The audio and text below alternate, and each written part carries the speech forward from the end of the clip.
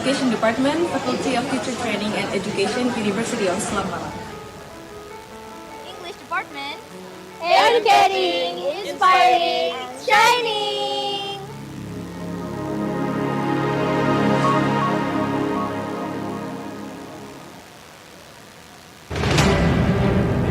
Program Studi Pendidikan Bahasa Inggris FKIP Universitas Islam Malang hadir untuk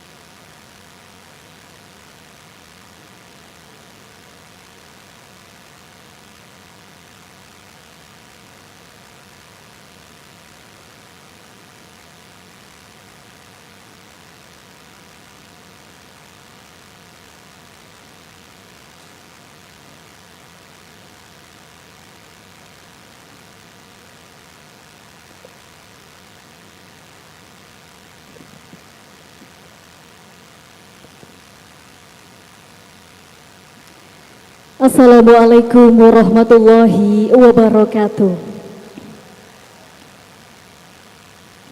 Shalom, Om Swastiastu, Namo Buddhaya, Salam Kebajikan, Rahayu. Good morning, distinguished speakers, honorable guests, ladies and gentlemen. Bismillahirrahmanirrahim, alhamdulillahirabbil alamin, wa bihi nasta'in ala umuri dunya waddin. Assalatu wassalamu ala asyrafil anbiya'i wal mursalin Sayyidina wa maulana Muhammadin wa ala alihi wa ashabihi ajma'in. Amma ba'du. Respectable Rector of Universitas Islam Malang, Profesor Dr. Andes Haji Junaidi, MPD PhD, and also all the Vice Rectors, Honorable the Dean of Faculty of Teacher Training and Education, Universitas Islam Malang, Bapak Dr. Hamidin MPD, and also all the Vice Deans, the Head of English Education Department FKIP Odisma, and the Honorable the Chairpersons of ICAN ELT 2025, Ibu Ika Hidayanti MPD. Also allow me to warmly welcome our honorable guests, our honorable keynote speakers, Profesor Dr. Andes Haji Junaidi, MPD PhD from Universitas Islam Malang. And also we are very honored to have Ibu Dr. Vinita Dewi MA from Universitas Pendidikan Indonesia who is joining here with us in person. Thank you very much for coming. Give applause for her. And Honorable Ibu Francisca Maria Yvonne SPD MA PhD from Universitas Negeri Malang, Indonesia. Dr. Zamzami Zainuddin from Flinders University, Australia. And then the Honorable Professor John Edward Dormer from Taylor University, America. Ladies and gentlemen, the Honorable for all the invited speakers of ICAN ELT 2025. Dr. Clinton Anyanwu from Raja Manggala University of Technology, Krung Thep, Thailand. Dr. Ching Yinglin from National Pingtung University, Taiwan. And Professor Dr. Muhammad Kamarul Kabilan from University Science Malaysia. And our warmest greeting to all presenters and also participants who are now joining with us on site and also online from various regions across Indonesia and also abroad. Thank you very much for coming. And then honorable to all lecturers, students, and also thank you Mr. Darren for coming. And then to all the dedicated committee members who have made this event possible and successful. Thank you for coming. Ladies and gentlemen, all praise to our God for His blessings so that today we can gather here in the Icon ELT 2025 in the good condition. May salawat and also salam delivered to our Prophet Muhammad Sallallahu Alaihi Wasallam.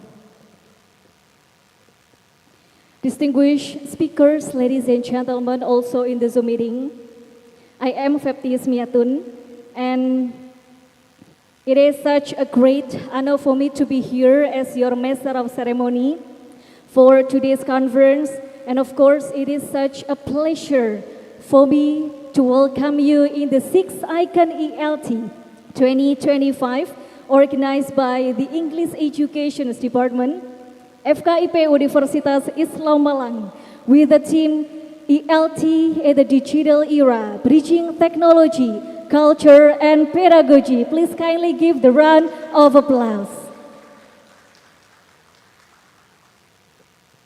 Distinguished speaker guests, ladies and gentlemen, before we begin our conference, let's start this event with a prayer. Ala hadiniyah wa ala kulli niyatin solihah. Al-Fatihah.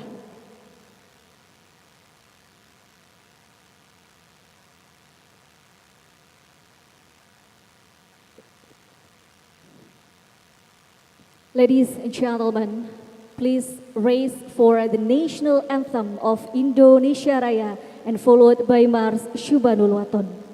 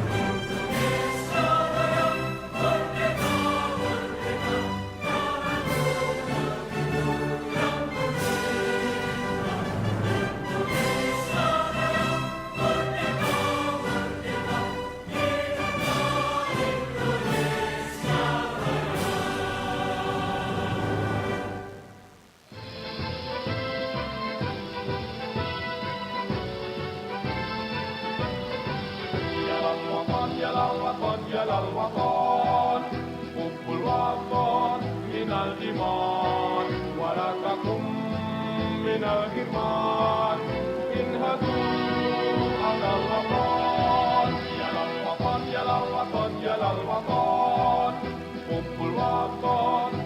الإيمان ولا تكن من الحرمان انهضوا على الوطن Indonesia بلادي أنت عنوان الفخامة كل من يأتيك يوما قومي هيا قومي كل من يأتيك يوما قومي هيا قومي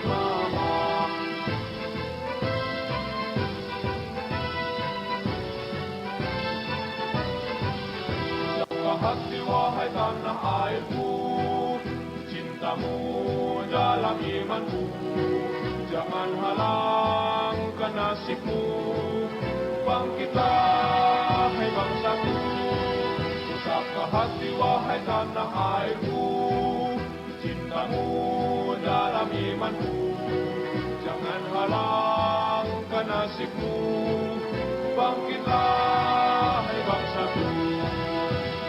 Indonesia negeriku, engkau panji martabatku, siapa datang mengancammu, kan binasa di bawah tulimu, siapa datang mengancammu, kan binasa di bawah tulimu.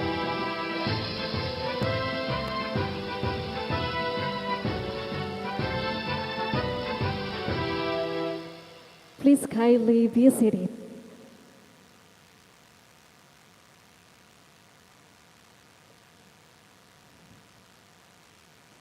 Ladies and gentlemen, the next agenda is the recitation of Sholawat Nuril Anwar, which will be delivered by Ustadz Muhammad Junaidi, MPD.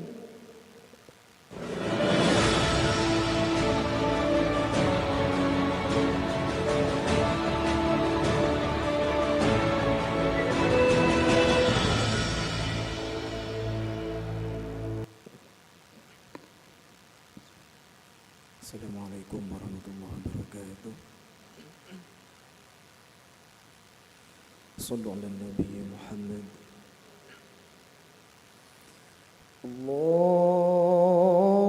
Allahumma salli ala nuril anwar wa sirril asrar ترياق الأغيار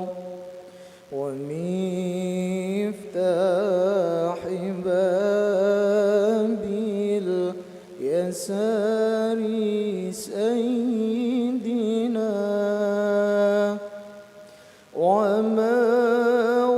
ومولانا محمد المختار وآله الأطهار وأصحابه الأخيار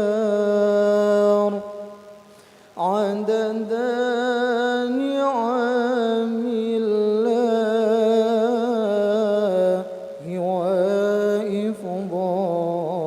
وإفضاله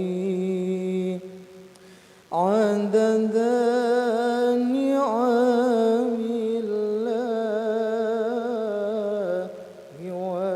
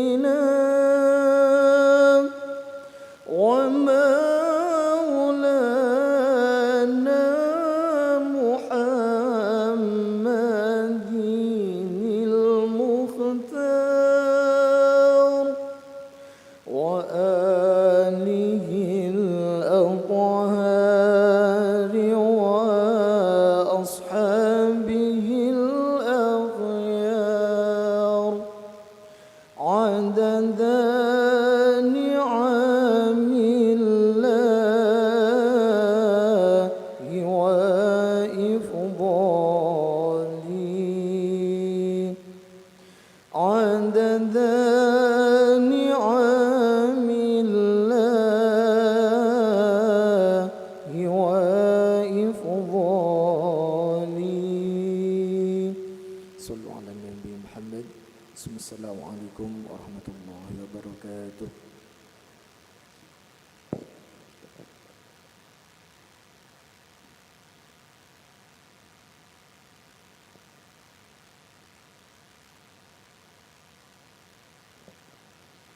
Distinguished speakers, ladies and gentlemen, the following agenda is a speech delivered by the chairperson of ICANN ELT 2025.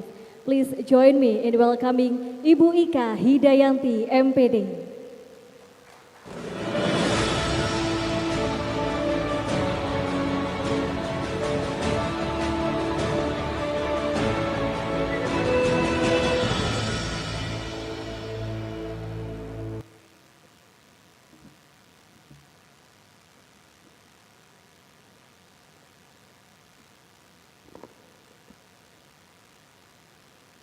Assalamualaikum warahmatullahi wabarakatuh.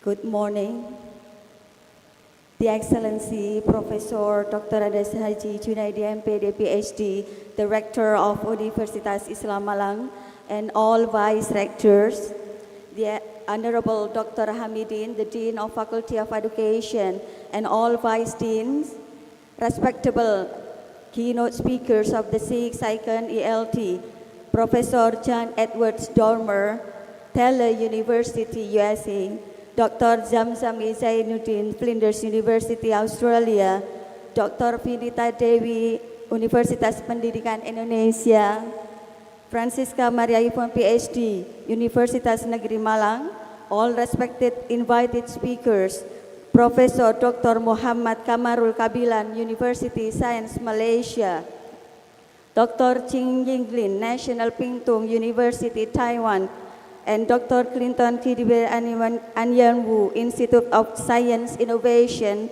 and Culture, Raja Manggala University of Technology, Thailand. All respected parallel speakers, participants, lecturers from Faculty of Education, all beloved organizing committee, students, ladies and gentlemen. First of all, let us thank God the Almighty who has given us His blessings and grace so that this ICANN ELT with the theme of ELT in Bridging Era, bridging ELT in a digital era, bridging technology, culture and pedagogy can be held successfully in 2 days from 19th to 20th November 2025. Peace and blessings be upon our Prophet Muhammad Sallallahu Alaihi Wasallam. May all be granted in his intercession on the day of the judgment. Ladies and gentlemen, we are proud to welcome you all respected speakers, presenters, participants from more than 40 institutions, and your presence today shows our shared dedication to advancing English language education through research, reflection, and collaboration. We strive for prestige by inviting speakers who are experts in their fields. We have 5 keynote speakers, Professor Dr. Andes Haji Junaidi MPD PhD from Universitas Islam Malang, Dr. Vinita Dewi from Universitas Pendidikan Indonesia, thank you for your coming. Francisca Maria Ivon, PhD from Universitas Negeri Malang, Professor John Edwards Dormer from Taylor University, America, Dr. Zamzam Zainuddin from Flinders University, Australia, and 3 invited speakers, Dr. Clinton Anyanwu from Raja Manggala University, Thailand, Professor Dr. Muhammad Kabilan from University Science Malaysia, and Dr. Ching Yinglin from National Pingtung University, Taiwan. Before I continue, on behalf of the committee, allow us to express our sincere apology. Dr. Willy Renandia is unable to join with us either on-site or online due to the immigration and visa restrictions. Hopefully, we extend our appreciation for his continued support for the next and upcoming Icon Reality events. Ladies and gentlemen, this year, Icon Reality continues to enhance its academic and also contribution. We have strengthened the internal brain review process for all manuscripts to maintain the quality and the rigor of all submitted manuscripts. More importantly, this year, in this Icon Reality, we are facilitating publication in two Scopus Index journals of studies in English language and education, and Asia Pacific Journal of Educators and Education, as well as SINTA Index journals, including Cheryl, Chills, Jeffels, Abjadia, International Journal of Language and Education, and Sikil Journal of Language Education through our collaborative partnership. Those selected participants, besides published in Scopus and also SINTA, we also select the manuscripts to be published in our Icon Reality 2025 proceedings. We believe that this academic contribution is not merely about publication, but also to strengthen the culture of research and also integrity and contribution to the global ELT community. Ladies and gentlemen, on behalf of the organizing committee, I would like to express my deepest gratitude to our rector and vice rectors, dean and vice dean, all keynote speakers and invited speakers, reviewers, presenters, and participants for your valuable support. More special thanks goes to Samuel Kitab Language for the support for our conference, and also some sponsors from Snow White Beauty, Kembang Joyo, and Puspitasari Cafe. Our gratitude also goes to our co-host partners, Universitas Muhammadiyah Surakarta, Universitas PGRI Adi Buana, and also Universitas Singapura Bangsa Karawang for their partnership to this conference. Ladies and gentlemen, last but not least, we hope that this conference inspires meaningful dialogue, research collaboration, and transformative ideas that contribute to the future of English language teaching in this digital era and the future development. Before I conclude, I do apologize for any shortcomings in our welcome preparation and hospitality throughout this event. Thank you very much for your coming and your contribution, and I wish you a productive and enjoyable conference. Thank you. Wassalamualaikum warahmatullahi wabarakatuh. Thank you very much. Ladies and gentlemen, please kindly give her a big applause. Thank you, Ibu Ika, for your valuable remarks this morning. Well, distinguished guests, ladies and gentlemen, the next speech is from the Dean of Faculty of Teacher Training and Education, Universitas Islam Malang, Dr. Hamidin MPD. We welcome you to the stage.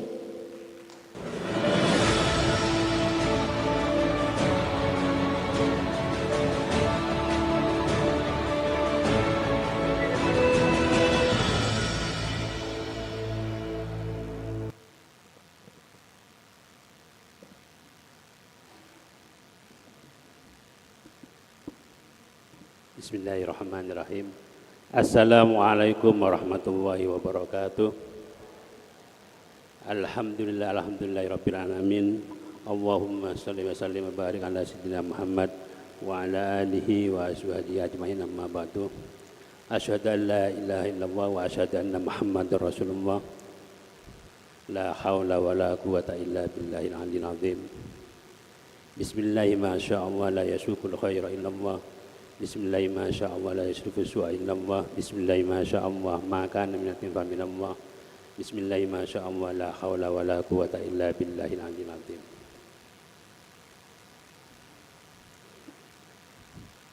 The Honorable Rector of Unisma, our beloved lecturer, Professor Dr. Haji Junaidi, MPD, PhD,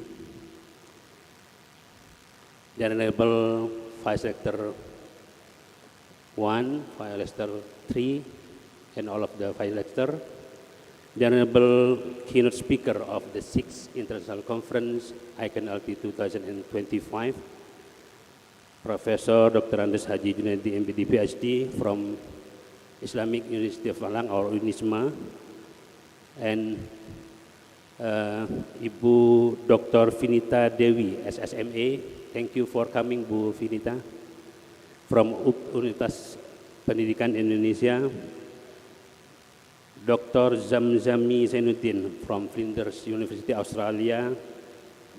Jan Edward Dormer, PhD from Tyler University, USA. Bu Vinita said that USA is orang Sunda asli. Francisca Maria Ivon, SPD MA PhD from Universitas Negeri Malang, Indonesia. Sorry, Pak Willy, I cannot join this international conference.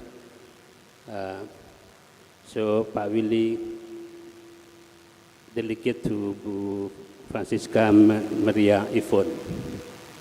Our invited speaker, Dr. Clinton Anyan Wu from University of Technology, Krantap, Thailand. Ibu Dr. Ching Ying Lin from National Pintung University, Taiwan, and last is Professor Dr. Muhammad Kamarul Kabilan from University Thailand, Malaysia. The Vice Deans of FKI UNISMA and the Head of English Education Department, Associate Professor Bapak Candidate Dr. Eko Suhartoyo, MPD, all of the lecturers and distinguished guests, presenters and participants joining both on-site and online conference. Ladies and gentlemen, on behalf of the Faculty of Teacher Training, Universitas Islam Malang, I'm honored to welcome all of you to join this 6th ICANN-LT 2025. We are happy and we are grateful to see you all, colleges, researchers, and educators and students from various institutions and countries coming together in this academic forum. I would like to express my highest appreciation to the English department for their hard work and dedication in organizing this international contribution in international conference to support the vision of Rector 2028, that is Freiheit toward becoming world-class university. This international conference, this annual agenda, has become one of the FKIP's significant contribution to strengthen global academic networks, promoting scholarly exchange and supporting the continuous development of English language teaching. The committee brings the theme of this international conference, that is ELT in Digital Era, Bridging Technology, Culture and Pedagogy, highlight critical direction for ELT into 21st century, the rapid evolution of digital tool, artificial intelligence and global connectivity present both remarkable opportunities and complex challenges for educators. Through this forum, we hope participants can gain new perspective, new insight, new innovations that will enrich teaching and learning processes in this digital age.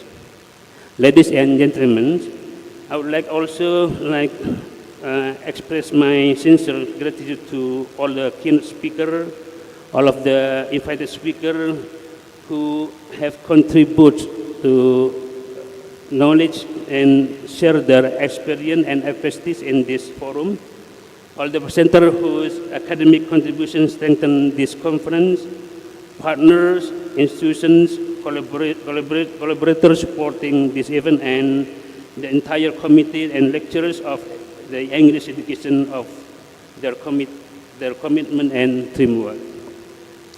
On behalf of Dean of Faculty of Teacher Training, I hope Pak Rector will open this international conference officially after this. Before I close my my speech, let me read the pantun. because in English there is no pantun, yeah. I cannot make pantun in English. Only to pantun that is, jalan lurus tak berliku, berlikunya hanya 3. Ini kampusnya NU, kampus NU ya Unisma.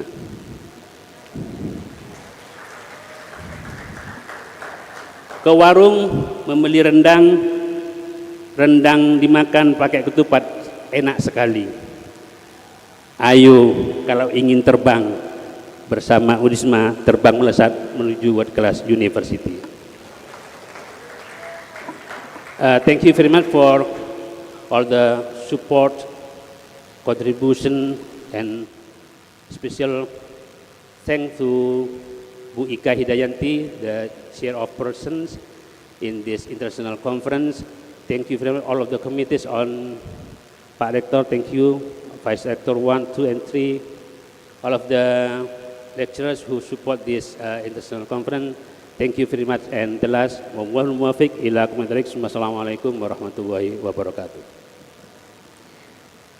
Kindly give the round of applause. Thank you very much, Pak Hamidin, for your pantun.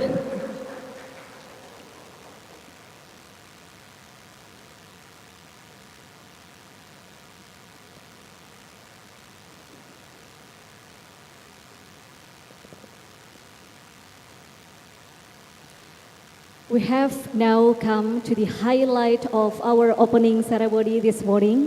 Ladies and gentlemen, please welcome the Rector of Universitas Islam Malang, Profesor Dr. Ades Haji Junaidi, MPD, PhD.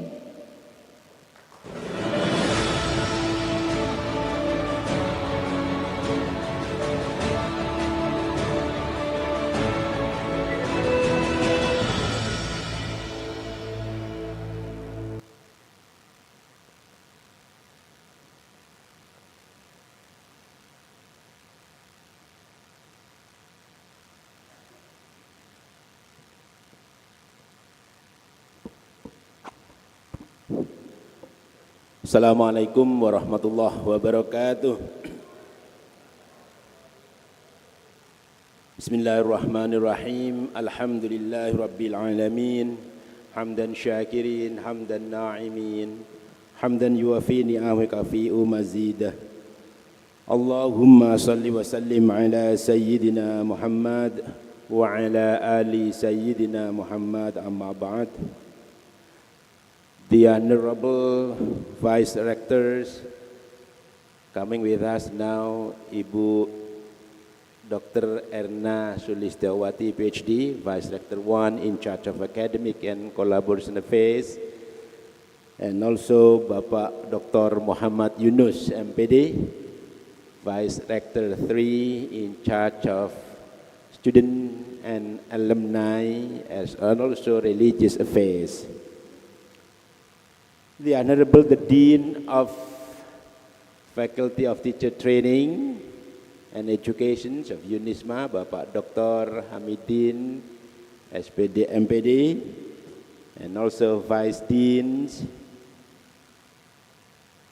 the respectable the Head of English Education Department of Unisma, Bapak Eko Suhartoyo, MPD, and also the chairpersons of the International Conference Committee, Ibu Ika Hidayanti, MPD, the respectable plenary speakers, parallel speakers, and participants, the dearest students of Unisma who joined this conference, and also ladies and gentlemen. Assalamualaikum warahmatullahi wabarakatuh. First of all, let's bow our head to thank Allah subhanahu wa ta'ala, the Almighty, who has granted us with His blessings and mercy, so that this morning we can get together in this place, in this prestigious international conference. Secondly, salawat and salam should go to our Prophet Muhammad sallallahu alaihi wasallam, who has guided us with Ad-Dinul Islam. Ladies and gentlemen, on behalf of the University of Islam Malang, I would like to welcome you all to Malang, the city of education, the city of tourism in East Java, Indonesia. Also welcome to UNISMA. Welcome to our International Conference on English Language Teaching, ICANN ELT. This year's ICANN ELT is actually the 6th conference we have hosted so far, hosted by English Education Department of the Faculty of Teacher Training and Education, Universitas Islam Malang. This conference is of course held in order to create a forum for lecturers, professionals, researchers, and students to share their knowledge and expertise and to present their research findings related to the field of English teaching and learning under a general theme for this conference, ELT in the digital era, bridging technology, culture, and pedagogy. To my personal opinion, the theme is an excellent one, as now we are living in the digital age, as characterized by the advanced development of technology, such as the creations of artificial intelligence. As we are aware of, technological advancement has shaped how people live and how learners learn. Thus, technology and culture should be blended in the EFL pedagogy in this digital era. And this thing is an interesting topic to discuss. Ladies and gentlemen, then on behalf of the university officials, I would like to express my heartfelt gratitude and appreciation to the esteemed plenary and invited international speakers, including Jan Edward Dormer, PhD from Taylor University, USA, Dr. Clinton Anyanwu from Rajamangala University of Krung Thep, Thailand, Dr. Ching Yin Lin from National Pingtung University, Taiwan, Professor Dr. Muhammad Kamarul Kabilan from University of Science Malaysia, and Dr. Zamzami Zainuddin from Flinders University, Australia. My special thanks and appreciation should also go for the esteemed domestic invited speakers and plenary speakers, including Ibu Dr. Finita Dewi MA from Universitas Pendidikan Indonesia, and he is already with us now, and Ibu Francisca Maria Yvonne PhD from Universitas Negeri Malang. I would also like to thank the parallel speakers who are coming from all over Indonesia and abroad. Your contributions must also be of great significance for sustainable development of English teaching practices around the globe, particularly in Indonesia. Last but not least, I would like to thank the committee who have been trying hard days and nights to prepare everything for the success of the conference. Finally, I do hope that the conference be an academic forum for developing our professionalisms in the field of English language teaching. I wish you all the best and enjoy the conference. Then, by reciting Bismillahirrahmanirrahim, the 6th International Conference on English Language Teaching, under the theme ELT in the Digital Era, Bridging Technology, Culture, and Pedagogy, is officially opened.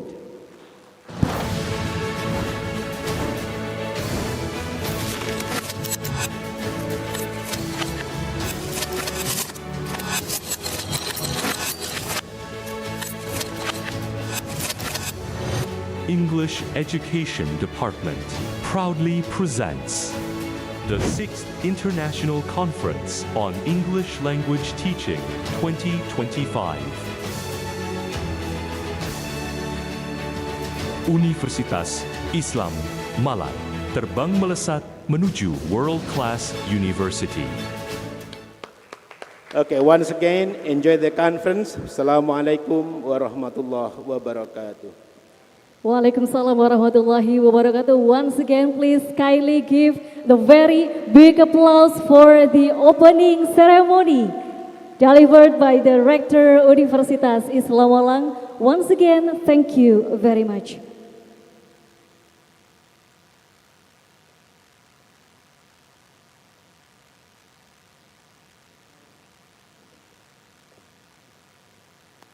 Well, ladies and gentlemen, on behalf of the committee members, we would like to express our deepest gratitude to all speakers, participants, and also presenters for your contributions for the success of ICANN ELT this year.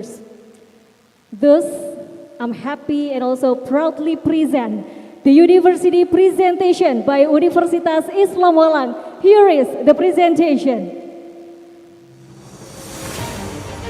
Knowledge connects us. Collaboration empowers us. Together, we inspire the world. The International Conference on English Language Teaching 2025, where educators and innovators unite for a brighter future. Presenting our global partners of ICANN ELT 2025.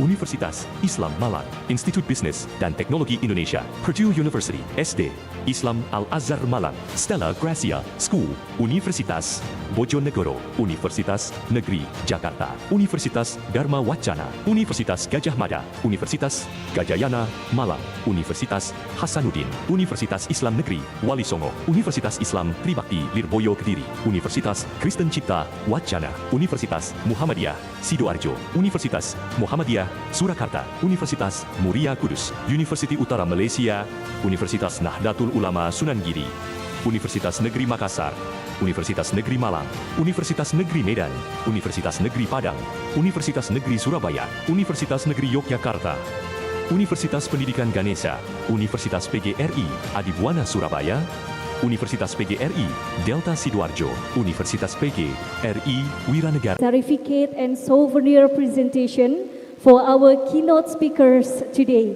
We kindly invite Professor Dr. Andes Haji Junaidi, MPD PhD, and Dr. Vinita Dewi MA to please kindly come forward. And then the certificate will be given by the Dean of Faculty of Teacher Training and Education Unisba and the Head of English Education Department Bapak Eko Suhartoyo, accompanied by the Chairperson, all Vice Dean and all Vice Rectors. Please kindly come forward.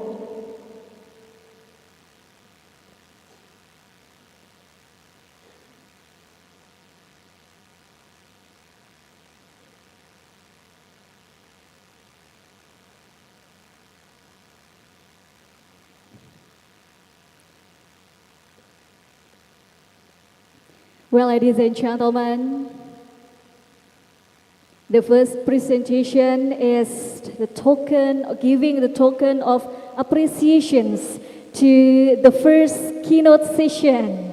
Professor Dr. Andes Haji Junaidi, MPD PhD, from Universitas Islam Malang. Kindly give the big applause for Pak Rektor. He is also the senior lecturer in English Education Department.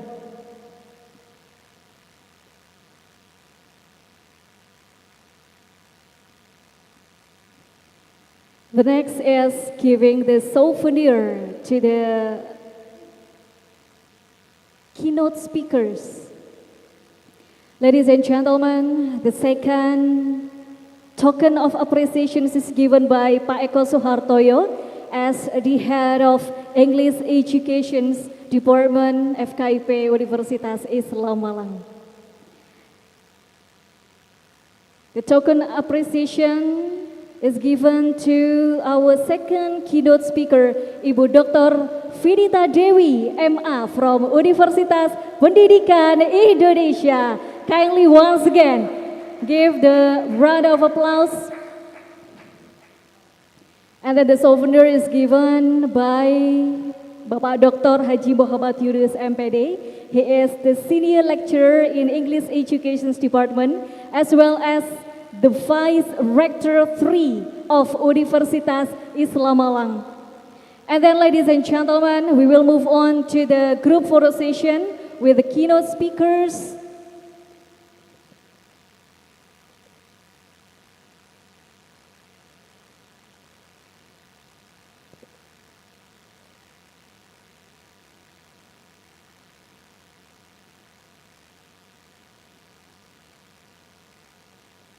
Okay, we also invite, the next pose for group photo session is Gaya Terbang Melesat. It means that Universitas Islam Malang is ready to be world-class university. Okay, and we also invite Pak Yahya and also the on-site presenters and also participants to please come forward, and we will take a group photo session with the top leader in Unisma and also all lecturers and keynote speakers. Kindly Ibu Murni, Pak Firman, Bapak Daren, and also all on-site presenters and also participants, please kindly come forward. This is our appreciations to all presenters and also participants for your contributions to the success of our opening ceremony this morning.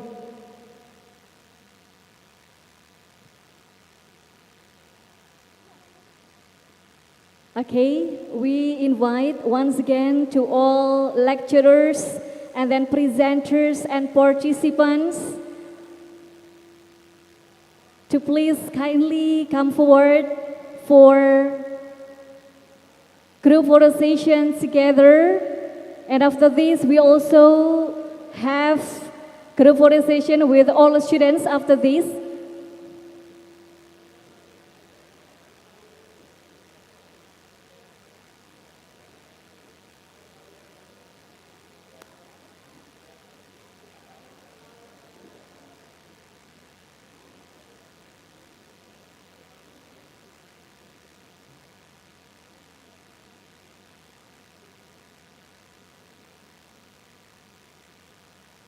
Okay, camera is ready.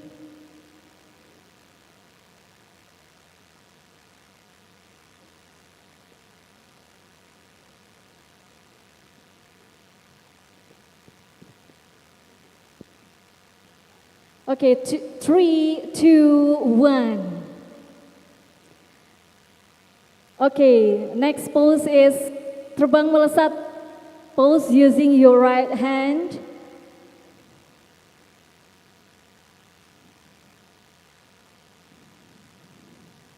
And then please, everyone, please kindly to turn around and then face the stage because we'll have another group photo session with all on-site participants. Kindly, all the students, please stand up.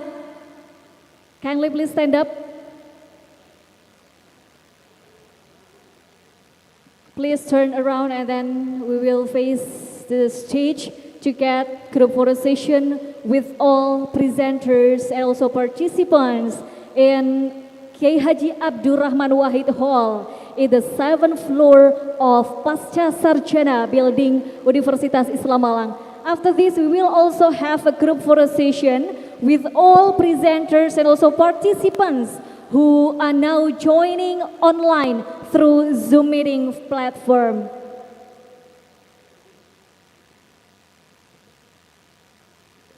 Get ready. Okay, 3, 2, 1. Please freestyle, show your smile and then show the happiness, the spirit of our opening ceremony of Icon ELT 2025. 3, 2, 1. Last one is Gaya Terbang Melesat. With all students behind, please get ready. 3, 2, 1. Amazing. Okay, thank you very much. Once again, ladies and gentlemen, kindly give the very big applause for the success of our opening ceremony of Icon ELT this year, 2025.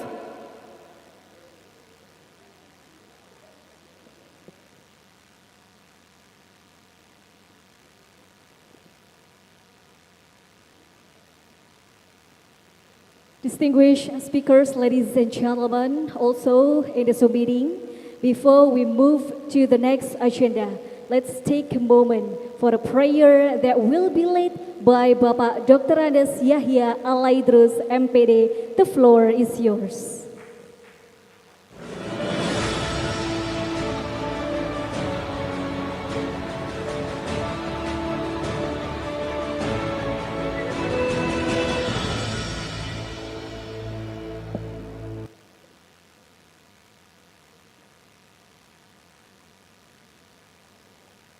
Assalamualaikum warahmatullahi wabarakatuh. Well, let us make our dua to Allah subhanahu wa ta'ala for His ridha, for the success of this 6th International Conference on English Language Teaching 2025 held by Universitas Islam Malang. Let us start the prayer by reciting Surah Al-Fatihah together. Bismillahirrahmanirrahim. Alhamdulillah Rabbil Alamin. Ar-Rahmanirrahim. Ihdinas siratal mustaqim, siratal ladzina an'amta 'alaihim ghairil maghdubi 'alaihim waladdallin. Amin. Bismillahirrahmanirrahim. Allahumma ya adima sultan, ya qadimal ihsan, ya daiman ni'am, ya kathiral jud, ya wasi'al ata, ya khafiyal lutuf, ya jamilan sun, ya haliman la ya'jal. Salli ya Rabbi ala sayyidina Muhammadin wa alihi wa sallim wa arda 'ani sahabati ajma'in. Allahumma lakal hamdu syukra wa lakal mannu fadla wa anta rabbuna haqqa wa nahnu abiduka rika wa anta lam tazali dhalika ahla. Ya muyassir kulli asir wa ya jabir kulli kasir wa sahiba kulli farid wa mughniya kulli fakir wa muqawwiya kulli dha'if wa yu'ammina kulli makhif. Yassir alaina kulla asir fa taysir laka yasir. اللهم يا من لا يحتاج إلى البيان والتفسير حاجاتنا كثير وأنت عالم وخبير. اللهم إني أخاف منك وأخاف ممن يخاف منك وأخاف ممن يخاف منك. اللهم بحق من يخاف منك نجنا ممن لا يخاف منك. اللهم بحق سيدنا محمد احرزنا بعينك الذي لا تنام واقلفنا بكنافك الذي لا يرام وارحمنا بقدرتك علينا فلا نهلك وأنت سكيتنا ورجاؤنا. وصلى الله على سيدنا محمد وآله وصحبه وسلم والحمد لله رب العالمين عدد خلقه وعدد نفسه وزنة عرشه ومداد كلماته. اللهم إنا نسألك زيادة في الدين وبركة في العمر وصحة في الجسد وسعة في الرزق وتوبة قبل الموت وشهادة عند الموت ومغفرة بعد الموت وعفوا عند الحساب وأمان من العذاب ونسيب من الجنة وارزقنا النظر إلى وجهك الكريم. وصلى الله على سيدنا محمد وآله وصحبه وسلم. سبحان ربك رب العزة عما يصفون وسلام على المرسلين والحمد لله رب العالمين. آمين. الفاتحة.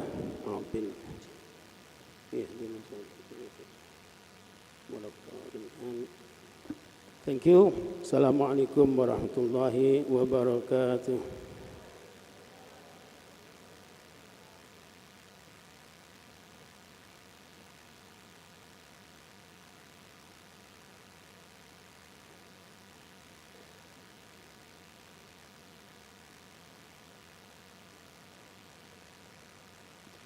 Thank you very much. Ladies and gentlemen, we have now reached the end of the opening ceremony of ICANN ELT 2025. On behalf of the committee members, we sincerely thanks to all the speakers, presenters, and also participants who have made this opening ceremony or opening session successful.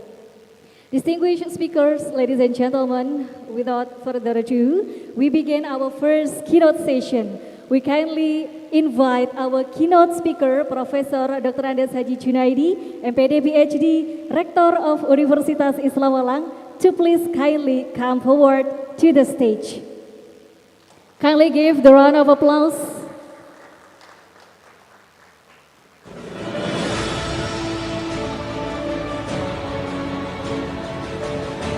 Well, ladies and gentlemen, and Dr. Imam Wahyudi Karimullah MA will lead this session as the moderator. Dr. Imam, the stage is yours.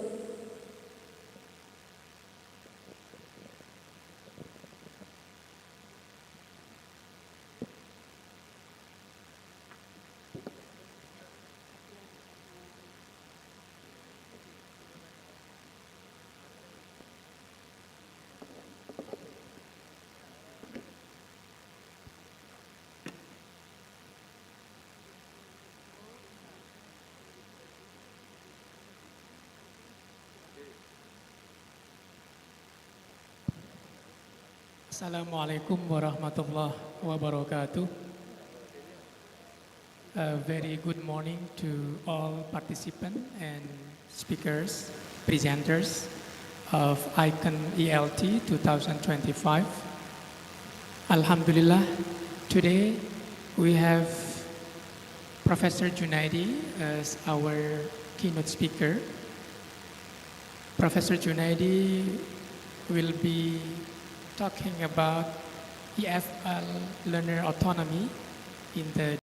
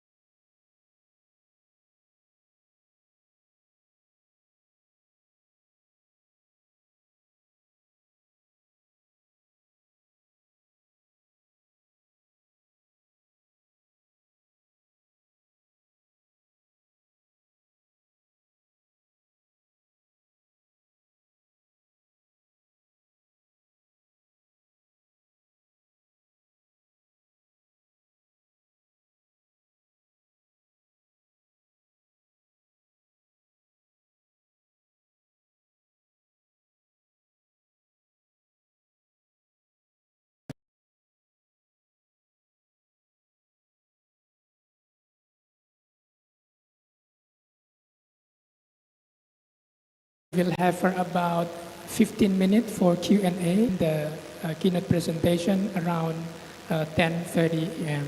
So without further ado, let's give another round of applause for Professor Junaidi, PhD. Assalamualaikum warahmatullahi wabarakatuh.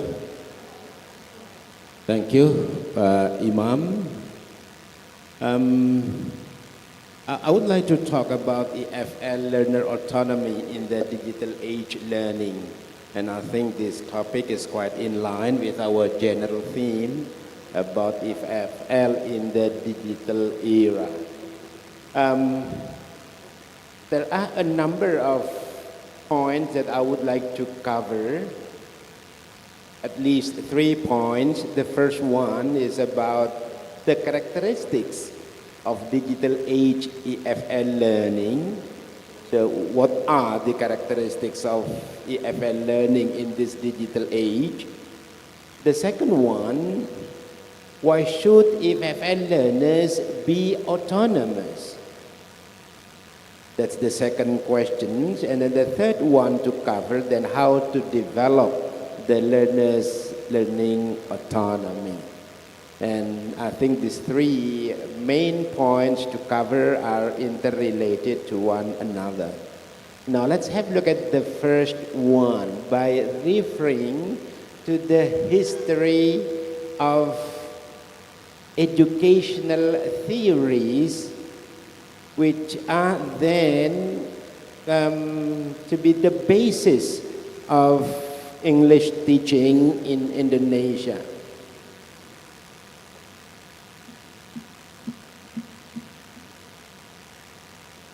As we know that we've got behaviorisms in the 1920s. In the behaviorism, the basic theory is that learning is habit formation. That's why then drills and repetitions is the main characteristics of English learning at that time. If we look back at the what is the history of EFL in Indonesia, we have audiolingual method, which was very popular at that time. Then, after enjoying its popularity for about 30 years, in 1950s, cognitivisms came up with an idea that each learner has an innate capacity to learn. Each individual has an innate capacity to learn. The innate capacity is granted by God. In that case, the power of cognitive capacity of the learner is powerful, so that in that case, each learner is processing the input that he or she receives in his learning activity. Then, in that case, at that time, we have cognitive learning. The idea of communicative approach came up under the cognitivisms in psychology. The next one is constructivisms, in which the learners are supposed to construct, not only to receive what they got from the input, but to construct and reconstruct what they have got. That in that case, if we learn back to the history of EFL, the idea, the existence of something like sociolinguistics, discourse analysis are actually the result of constructivism, which appears sometime in 1980s. Again, after enjoying the popularity for about 30 years, then connectivisms came up in 2010s, around 2010s. That's the latest development of the current development of educational psychology that colors EFL processes. What are the characteristics of connectivisms? The theories of connectivisms. There are basic principles of connectivisms that are related to English learning. The first one is that learning is a process of connecting specialized nodes or information sources.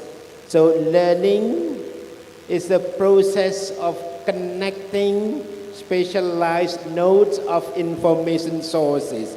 As we know that the information sources is no longer only from the teacher or from the textbooks, but they are also from the internet, mass media, and so on. And in this case, learners should be able to connect those sources of information in order to learn well. The second one, the ability to see connections between fields, ideas, concepts, and opinions is a core skill. So when we learn something, it's not only from one source, but from so many sources, and the ability to connect those sources is a core skill. The third one, nurturing and maintaining connections between fields, ideas, and concepts is crucial for continual learning. Again, so the three characteristics are actually interrelated in the sense that learning is a process of connecting many sources.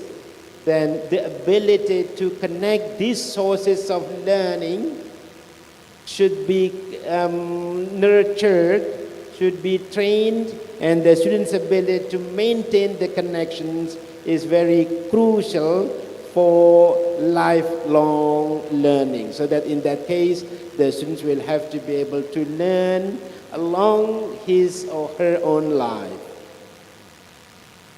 The fourth one, learning may reside in a non-human appliance. As we know that in the traditional form of learning, of course, we learn only from the teacher, from the other students. So the relationship between the students and the teacher and also students is crucial at that time. But now we are aware that learning may also occurs in a non-human appliances, something like e-learning materials, AI, so that we learn not from human, but from non-human appliances. Okay. Then, number 5, decision making is a learning process. So what we know today may change tomorrow. The right decision today may be a wrong decision tomorrow. This is something that we have to be aware so that our decisions will not be fixed. Something that is supposed to be correct now may be wrong tomorrow. In that case, then we have to be able to adapt to the new situations. And the last one, capacity to know more is more critical than what is currently known. So that learners are always trying to get to know more and more. Learners should not be satisfied with what has known at the moment. That's why then the concept of lifelong learning occurs. Okay. Then what does learning in the connective age look like? The first one is that learning may take place anytime, anywhere, personal, and also in the flexible delivery. You know that with the abundant learning resources available in the internet, the students learn not only in the class, but then outside of the classroom, the students themselves decide when to learn, what to learn, so that the learning is said to be personal, flexible, and then in terms of the time, the learners may learn anytime, anywhere. Next, the students also like to learn with peers and mentors. That's why in the cooperations with other students is very important. And also, the students are not interested in very theoretical concepts. They want to learn more practical applications. So they want to be able to do something instead of they want to know something. So they are more interested in the skills. So in this case, in the case of learning language, they are more concerned with the ability to use the language instead of knowing the rules of the language. Okay, then in that case, learning is actually the task of the learners, not the teachers. That's why the ownership of the learning activity is on the part of the student, not on the part of the teacher, in the sense that the students will have to manage his or her own learning. Consequently, then, learning should be evaluated, not examined. So, formal examinations is not actually very important, but self-evaluations of the learners on the progress of their learning is more crucial in the learning in the connective age now. Then, so what are the situations in the EFL learning then? The first one, about who do EFL learners learn from or with. In this case, as I told you, the implications of the, of the connectivism theories is that learning is not only from humans, but also from non-human sources. And then where to learn. The students may learn anywhere, not only in the classrooms, but also anywhere at home, in the place when they play or something, they may learn anywhere. Then how do they learn? With this one, learning may not only in the form of interaction between students and the teacher, but learning may take place in the collaborations with their peers and also with people around them using social media. And when the learners learn, they may learn anywhere, anytime, so they can manage their own time when to learn. They may decide their own time when to learn. Right. In that case, when the students have to decide when to learn, with whom to learn, how to learn, then that implies that the students will have to be autonomous. They have to have a great extent of learning autonomy. Why should they be autonomous? There are at least two rationales on the importance of learners learning autonomy. The first one, in terms of their philosophical rationale, that is the idea that human beings have their own right to change, to choose whatever they want to be in their life. That's the philosophical idea. Human being has their own right to choose whatever they want to be.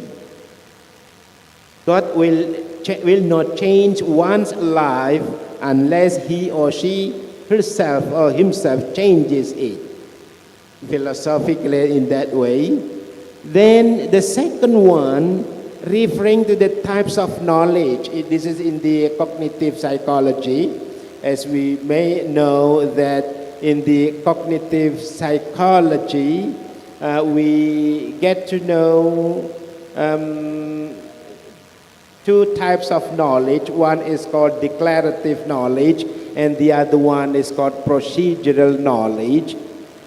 And the sequence of learning takes place from cognitive, associative, and autonomous stages. Something like this. Let's say when we learn something, for example, we learn how to ride a bike.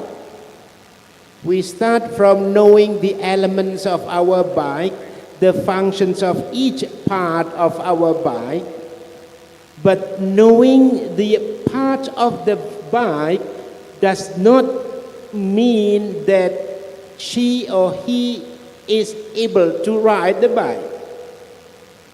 That's why then, after knowing the elements, they try to ride the bike. That process is called associative stage. Using the knowledge of the part of the bike and then apply it in the real scale, but then of course in the beginning mistakes, errors are quite frequent. Finally, when someone has got autonomous stage, when he is riding, he is no longer aware of the functions of each of the part, but he or she can ride automatically without being aware of the functions of each part of the bike.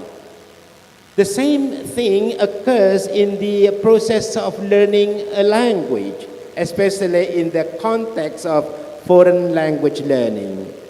New learners may learn the rules of the language, trying to understand the grammar. Then, after understanding the grammar, they try to use the grammar in the productive skills. Knowing the grammar is the declarative stage. Then trying to use the grammar for productive skills, let's say in writing or in speaking, is at the stage of associative one.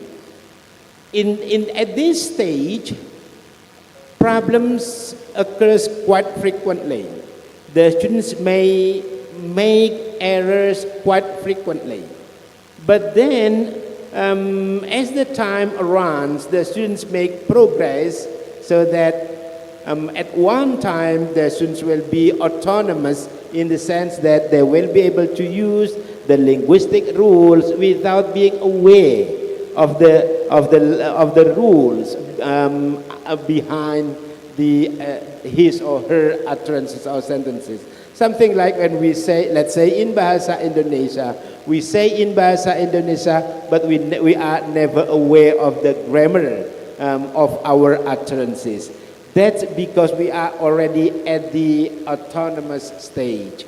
My point here is that the movement from declarative stage into associative stage and also into autonomous stage, it's not the power or the authority of the external factor, but it is the authority of the learner, of us as the learners, to say that we are already moving forward.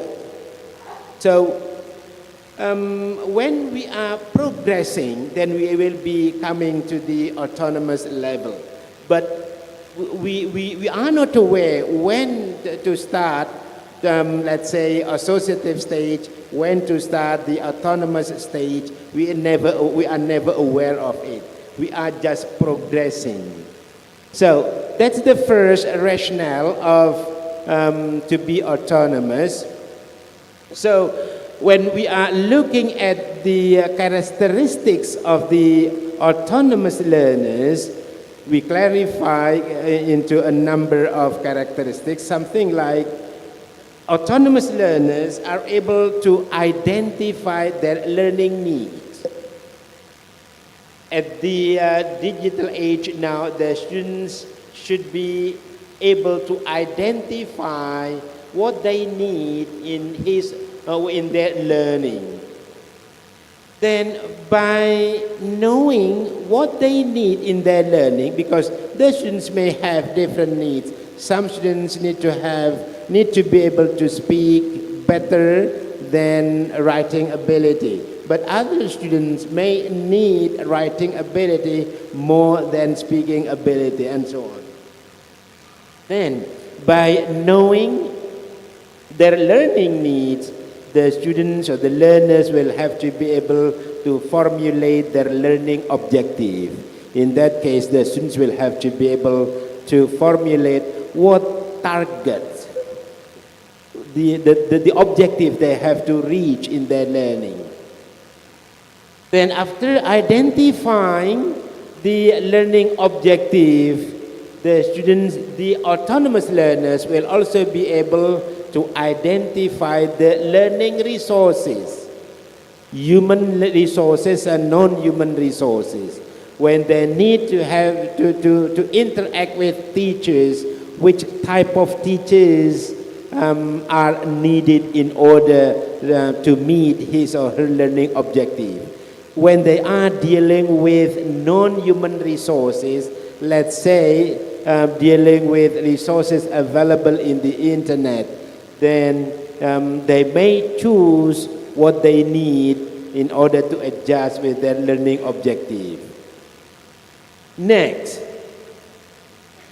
autonomous learners are able to choose and implement their learning strategies. After knowing what to achieve and then what materials are needed to achieve, then autonomous learners are also able to use learning strategies in order to to maximize the functions of the learning resources in order to achieve the objective. After applying these strategies, autonomous learners will also be able to monitor the learning progress.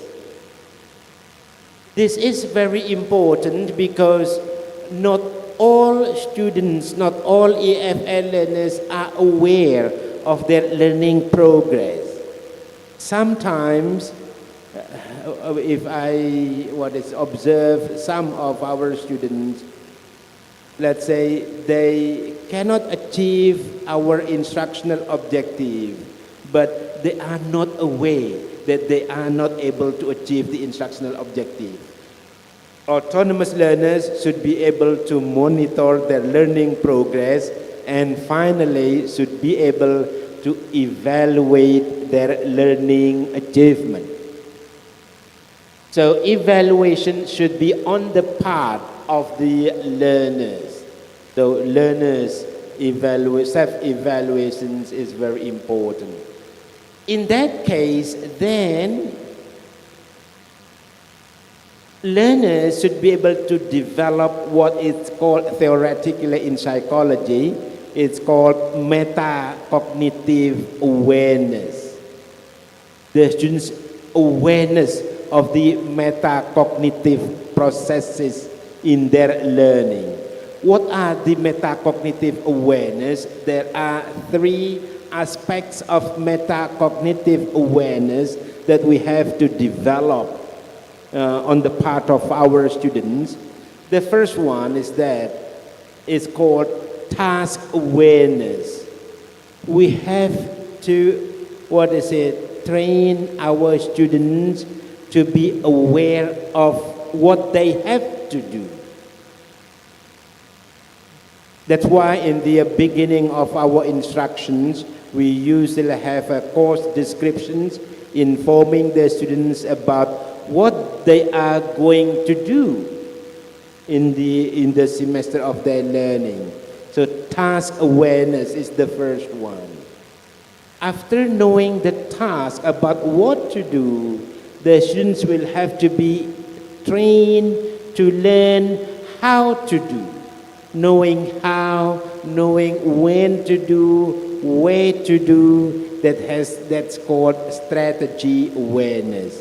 So task awareness, understanding what to do, strategy awareness, understanding how to do, knowing what to do, when to do, where to do, and so on. Then, after understanding or knowing about the strategy to do in order to achieve the objective, the last one is performance awareness is very important. Again, the students should be trained to have some kind of self-evaluation to monitor their learning progress. In that case, when we make this, our students having three characteristics of metacognitive awareness: task awareness, strategy awareness, and performance awareness. Hopefully our students will be autonomous, and the autonomy will lead to success in their learning. As a concluding remark, I would like to quote what Rubin and Thompson says long time ago. They say, you, the language learners, are the most important factor in the language learning process. Success or failure will in the end be determined by what you yourself contribute. That's why then independence and autonomy in EFL learning, particularly in the digital age, is very crucial. Well, I think that's all for the first presentations, and we'll go on with the questions and answer. Thank you.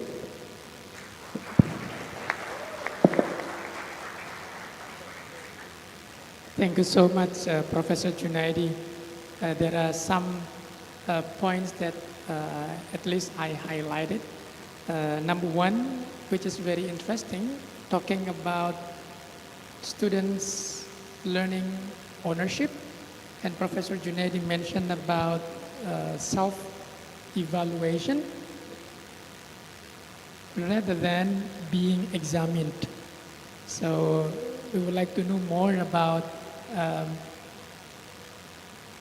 student self-assessment or students' examination. Number two, that really interested in his philosophical rationale. He mentioned about the integration of religious aspect, Islamic aspect, in the process of being autonomous learners. God will not change him or herself unless he or she changed by him or herself, which is a very important philosophical foundation in the integration of Islamic philosophy, and how important the role of Islamic philosophy in the context of English language teaching. And the third one, I highlight the importance of the learning needs.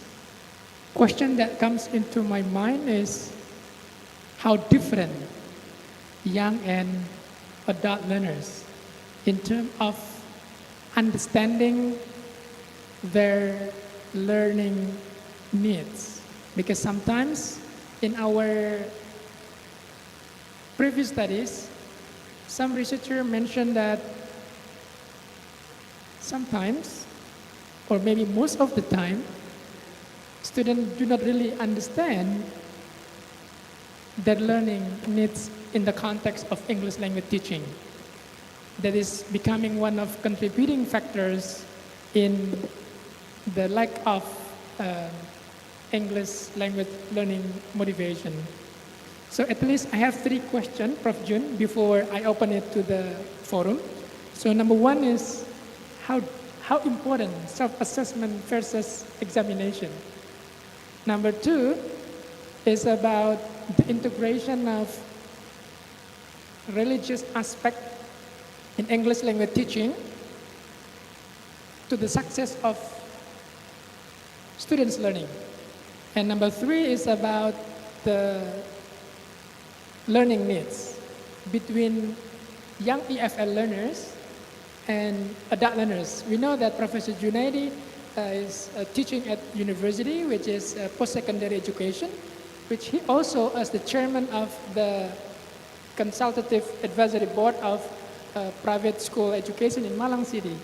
In the context of elementary and secondary education and post-secondary education, how different the student understanding in awareness of learning needs so that contributing the success of becoming autonomous learning. Okay, thank you very much. How can we develop learner autonomy in relations with the age of our learners? Well, of course, the autonomy should be developed along the students' learning age. Well, of course, when they first started, let's say in the very early age, the learners is still totally dependent on the teachers. The teachers decide what to learn, how to learn, and also the teachers examine. But then along the way, the task of deciding what to learn, how to learn, and the students should be trained to evaluate themselves, it should be done. So I think we have it this way. In the very early learning, of course, the students' autonomy is still very low, but along the way we have to develop their own learning autonomy so that in their learning they can be autonomous. Another point that I would like to stress here is that we need to be aware of the difference between learning and studying. Okay. In the learning context, it is more informal, so that students may learn independently. But then in the studying context, which is more formal in the classroom, then examinations may be required. But then in the learning situations, self-evaluations, learners' evaluations is more crucial than examinations. Yeah. Thank you very much, Professor Junaidi. So we already know that the importance of self-evaluation in the context of autonomous learners, autonomous learning is very, very crucial.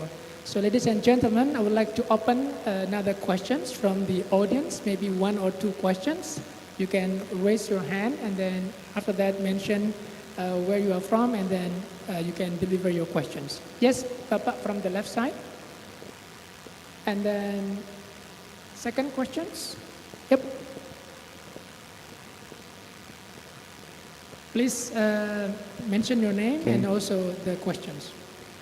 Okay, Bismillahirrahmanirrahim. Assalamualaikum warahmatullahi wabarakatuh. Let me introduce myself. My name is Hoironi, the master degree student of Odisma. I'm interested in statement that have been stated by Prof. Jun today, that learning may occur in non-human appliance. So, for the first, let me contextualize this statement to the issues or problem that I face in my schools, the place where I teach. In my schools, today, my school already use fully digital learning process where the curriculum is internalized into digitals. So where the cause is that students can learn wherever and whenever they want. But the problem is the class in my school today seems not alive here. That's not a class for learning and socializing, but that's the class for just doing the task. So until at the time, the principals of my schools instruct to all the homeroom teachers that after the class finished, students are not allowed to enter the class and interact with the laptops, but the class must be locked and students need to do socialize outside the classroom. Two questions appears from that issues. The first is, to what extent does the heavy reliance on digital, non-human learning tools reduce student opportunities to develop essential social communicative competence that can only emerge through human interactions? And the second is about the role of the teachers and how can educators balance the benefit of autonomous digital learning with the needs to preserve meaningful peers-to-peers and teacher-student interactions, especially in FL context where communication is central to language acquisitions. Thank you very much. Okay, thank you so much. The next question.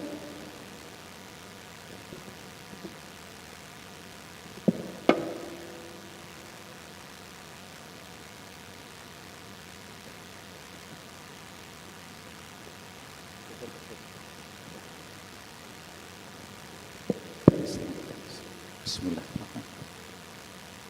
Professor Junaidi Mistar. I am Safei from Universitas Muria Kudus. Assalamualaikum warahmatullahi wabarakatuh.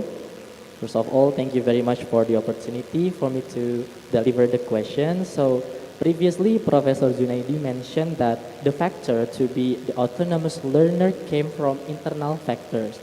And as a teacher or a lecturer, can we contribute to build our student learning autonomy itself, or what are the roles for the lecturers or teachers to assist our students developing their autonomous learner?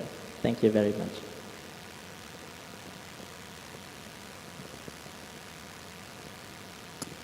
Okay, so there are three questions, Professor Junaidi.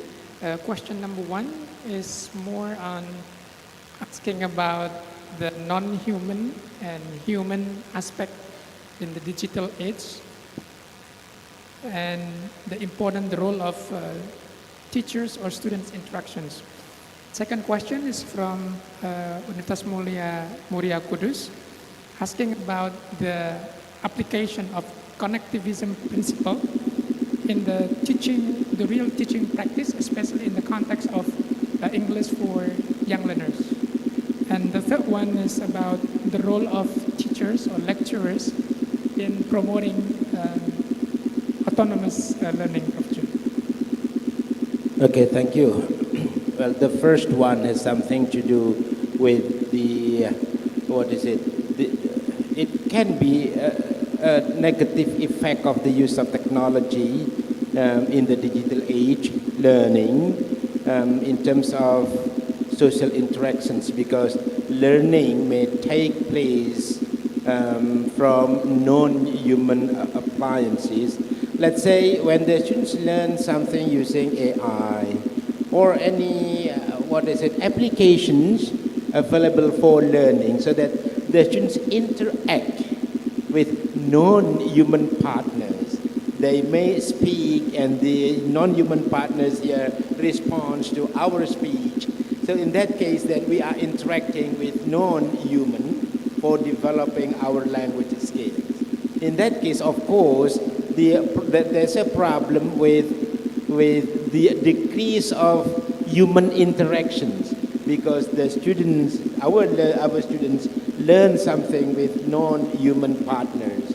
So how is it to overcome the problems then? Well, of course, when they are in the classroom, we have to maximize the use of the time for interactions among our students, so that in that case there will be balance of the human and non-human interactions, and also human and human interactions.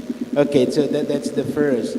The second one, about the applications of the connectivisms in the real teaching learning activities. Okay, as I told you that one way of learning in the cognitivism theory is that there has an interaction between human and non-human appliances. Let's say when we are learning using AI, we read some. Let's say we write. We want to write something, and then we ask AI to do our job. In that case, there is a positive point, but we, as a teacher, we need to be aware of the negative effects too, because the students may rely on the product of AI, but in that case, the students do not learn anything because the task that he or she has to complete by himself is done by AI. In that case, then we have to be aware of that. So we need to be wise enough in using technology. So the learning should not be replaced by technology. The human being should also play a role in our students' learning process. There are many, applications or platforms, learning platforms for interactions with non-human partner. But again, we need to monitor our students' learning when they learn using non-human appliances. And then the last one, how to develop learner autonomy when we are teaching in the university level or for, let's say, senior high school students, adult learners. As I told you, there are three metacognitive awareness that we have to develop on the part of our students. The first one is task awareness. That's why in the beginning of the semester, we need to explain to our students about the task that we are going to do in the semester. So about what to do, what to learn during the semester, so that the students are aware of the materials that they are going to learn. And then the second one about how to learn, in that case, learning strategies. So we need to train the students to learn, to use effective strategies in learning. And the last one, the students will have to be trained to evaluate themselves, to monitor their learning progress. Unless they can evaluate, unless they are aware of their learning progress, their own learning will not be effective. Yeah, I think, yeah, that's all. Thank you very much, Professor Junaidi. And I would like to open the second term round for the question, if there are any questions. Maybe from the right side. Yes, Ibu, and please mention your name and then also your questions.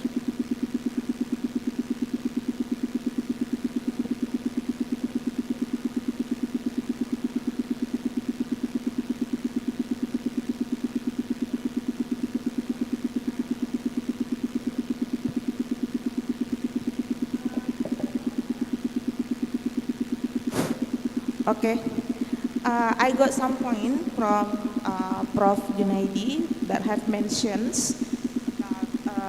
learners' autonomy. Okay, there are three key points that I hear from metacognition in relation with cognitive theory. Sorry. Okay, so I want to know here. Learners should be aware of three key points like task awareness, strategy awareness, and performance awareness. So here, I would like to know, like you said before, for adult learner or for higher education level. So how we evaluate, firstly, task awareness, how well the student know what and why they do, and then how well For example, in performance awareness. So how well they know the progress of the learner. And then the last one, strategy awareness. How well they know, how well they know maybe when and also where they about maybe the progressive or okay, thank you.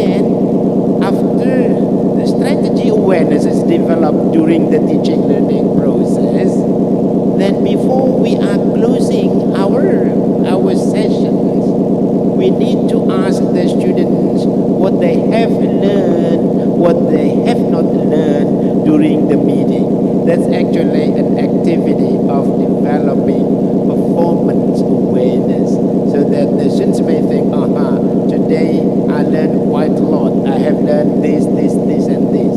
But some other students may not learn a lot. But the important point is that when they do not learn a lot, they are aware of that fact. So that when they are aware of the fact that they have not learned a lot, then they may have different strategies in the future, in the next meeting. Okay, so that's the idea of how to develop learning autonomy in the classroom. And the second one, that's very important. Is it important to have, let's say, final semester examination and then final term examinations, national examinations? Because now in the cognitive age, learning should not be examined but evaluated.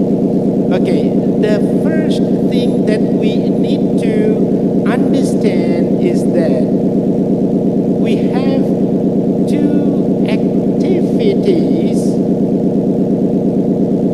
in order to get to know something. One is studying, which is formal, as I told you, and then the second one is learning, which is more informal, more personal. For the studying activity, examinations is a must, because the teacher is instructed by the government. The teacher has some kind of a measurement to measure some kind of standard to measure the students' achievement.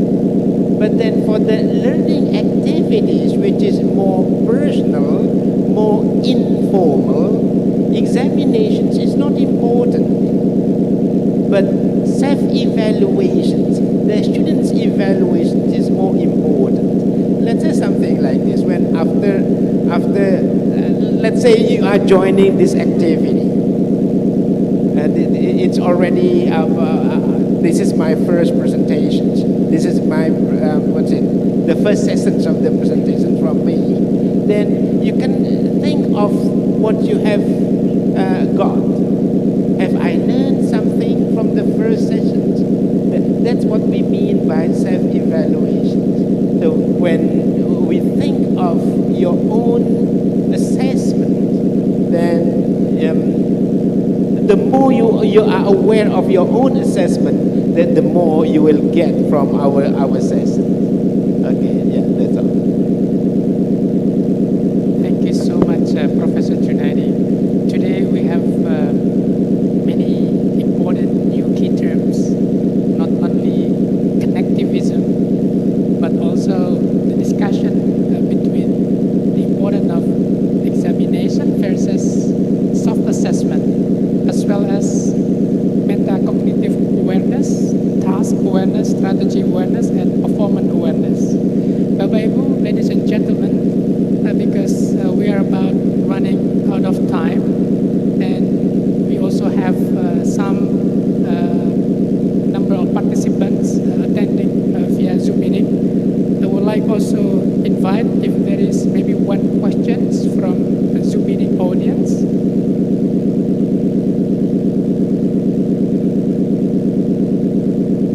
Can raise their hand if they have any questions from Zoom meeting. There is one question. Yes, can maybe the IT team turn on the audio and then let him or her ask the question. Please mention your name and then ask your question, please.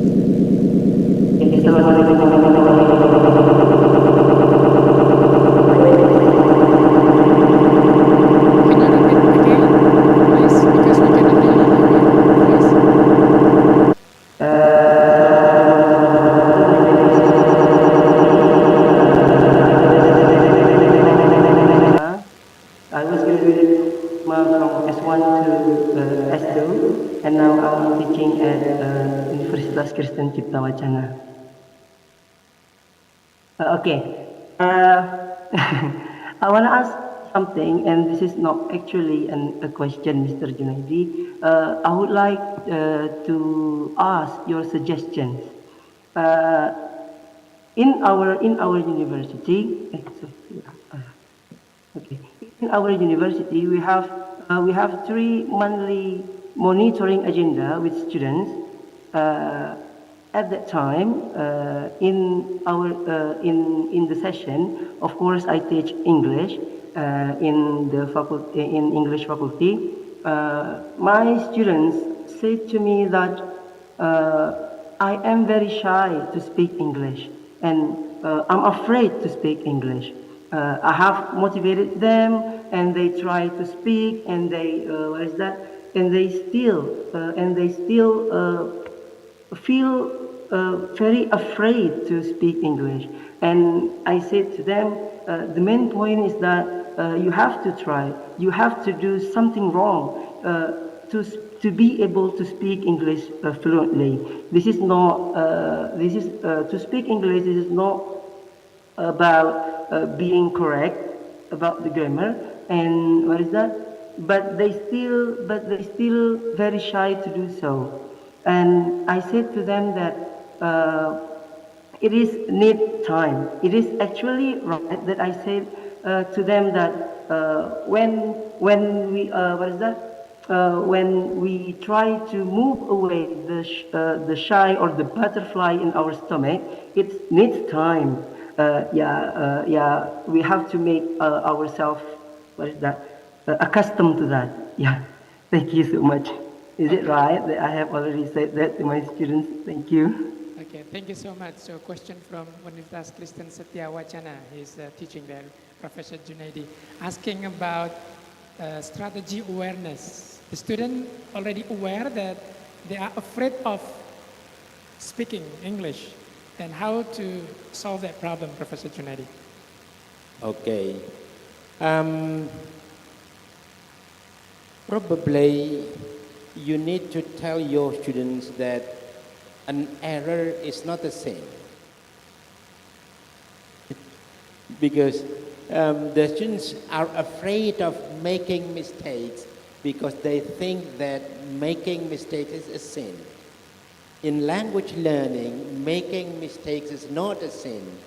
Mistakes is not an indicator of failure in language learning, but mistakes are actually indicators of learning progress.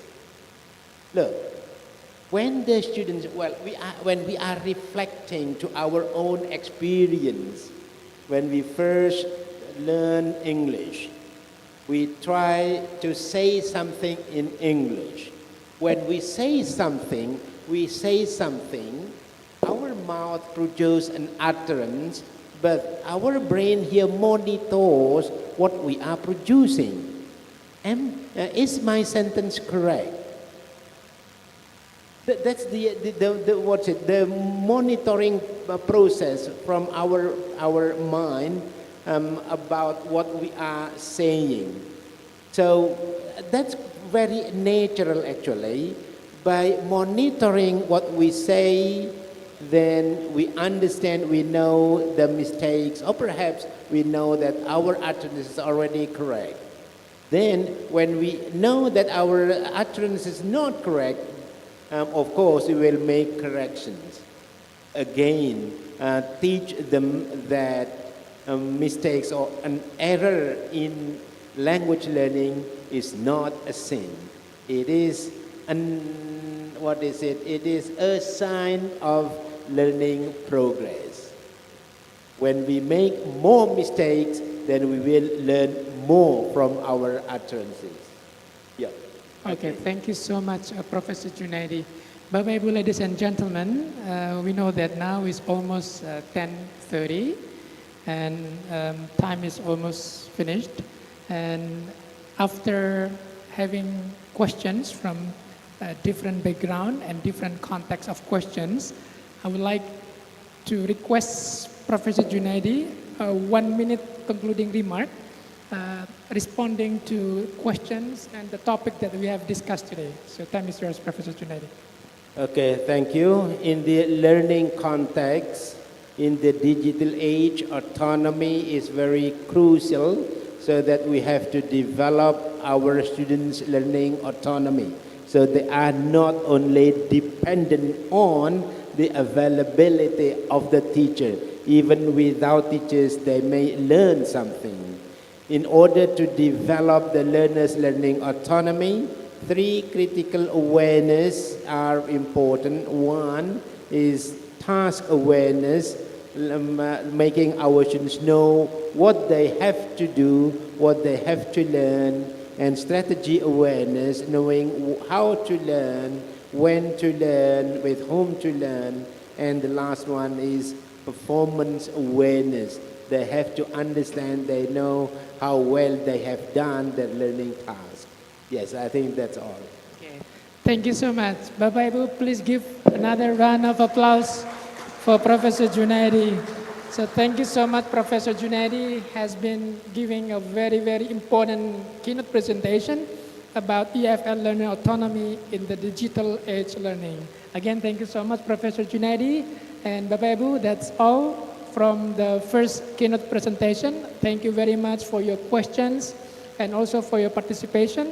Wassalamualaikum warahmatullahi wabarakatuh. And a very good morning. Thank you. Thank you very much. Please kindly give a round of applause for our first keynote speaker and the moderator, Bapak Dr. Iwa Wahyudi Karibullah MA. Thank you very much for your valuable presentation regarding the FL learners' autonomy in the digital age learning. Thank you very much.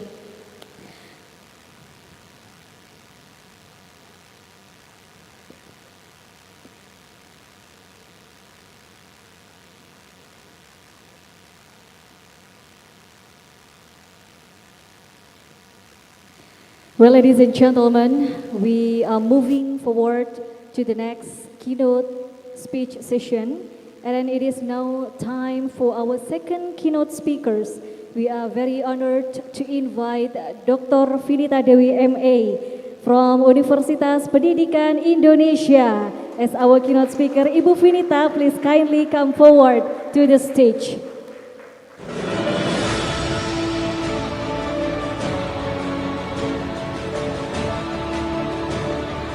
Ladies and gentlemen, let's welcome Ibu Dr. Vinita Dewi MA, and of course with Pak Eko Suhartoyo MPD serving as the moderator for this session. Kindly give once again round of applause.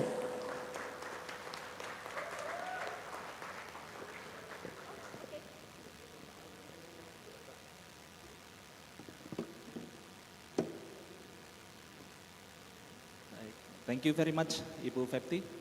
Well, Assalamualaikum warahmatullahi wabarakatuh. Good morning, ladies and gentlemen. Today we are having the second keynote speakers, Ibu Dr. Vinita Dewi. Good morning, Ibu. Thank you for having in our sixth conference of ICON ELT 2025. It is an honor for us to have you here on site. Thank you. Well, ladies and gentlemen, I would love to introduce Ibu Vinita Dewi. I'm sure that some of you are quite familiar with Ibu Vinita Dewi since she is very famous as a keynote speaker alongside with Pak Gumawang Jati. All right. Ibu Vinita Dewi is an English lecturer from English Education Department from Universitas Pendidikan Indonesia Bandung. And Ibu Vinita holds a doctorate in English education, specializing in education technology and teacher professional development. She's been experienced in extensive teaching experience and has been working in partnership with national, regional, and international institutions as a teacher training. And she has been invited to a numerous seminars, as I told you before, webinars, conference, and also workshops, and of course, stadium general events throughout her career.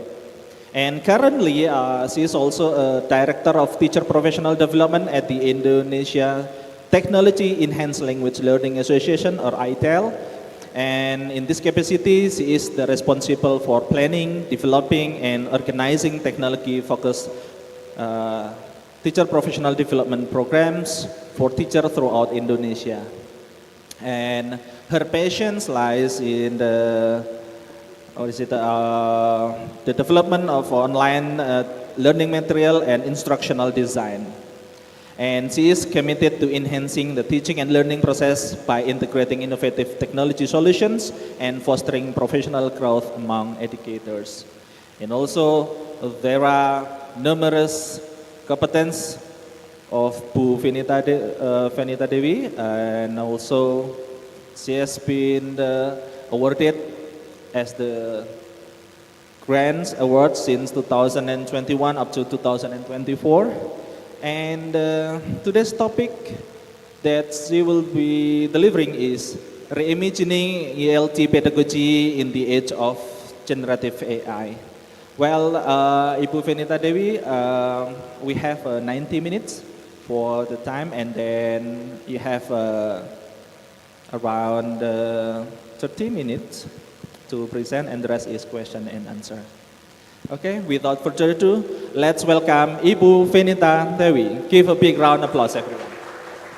Thank you very much, Pak Eko, and good morning, everyone. Assalamualaikum warahmatullahi wabarakatuh. Thank you so much for the kind introduction, and thank you for the committee, Bu Ika, for the invitation to this very famous conference, Icon ELT. So allow me to stand up. Hopefully it doesn't disturb the camera for those joining from Zoom. So I would like to say hi to those joining on Zoom.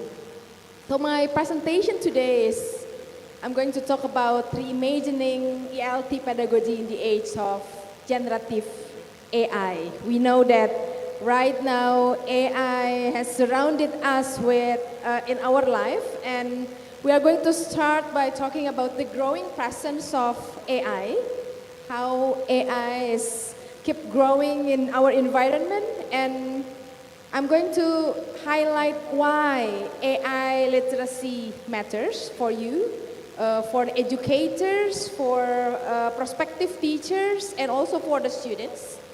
And I will come to the core of my presentation on ELT pedagogy in the age of Gen AI. One of the questions this morning asked about how to deal with technology to keep the interaction among students while we bring technology into the classroom, then the human interaction diminish. So we'll talk about that. And finally, next step, what are we going to do with the existence of AI? To start with, we are going to start with the growing presence of AI, and I'm going to ask you, I think there are so many Gen Z here. And yang pernah Gen Z juga ada. Yang pernah muda ada, yang masih muda ada. If you think that, I believe that you use AI, I'm not going to ask whether you use AI or not. It's an absolute answer, you use AI. Betul kan Pak Eko? It's not a question anymore. But then if you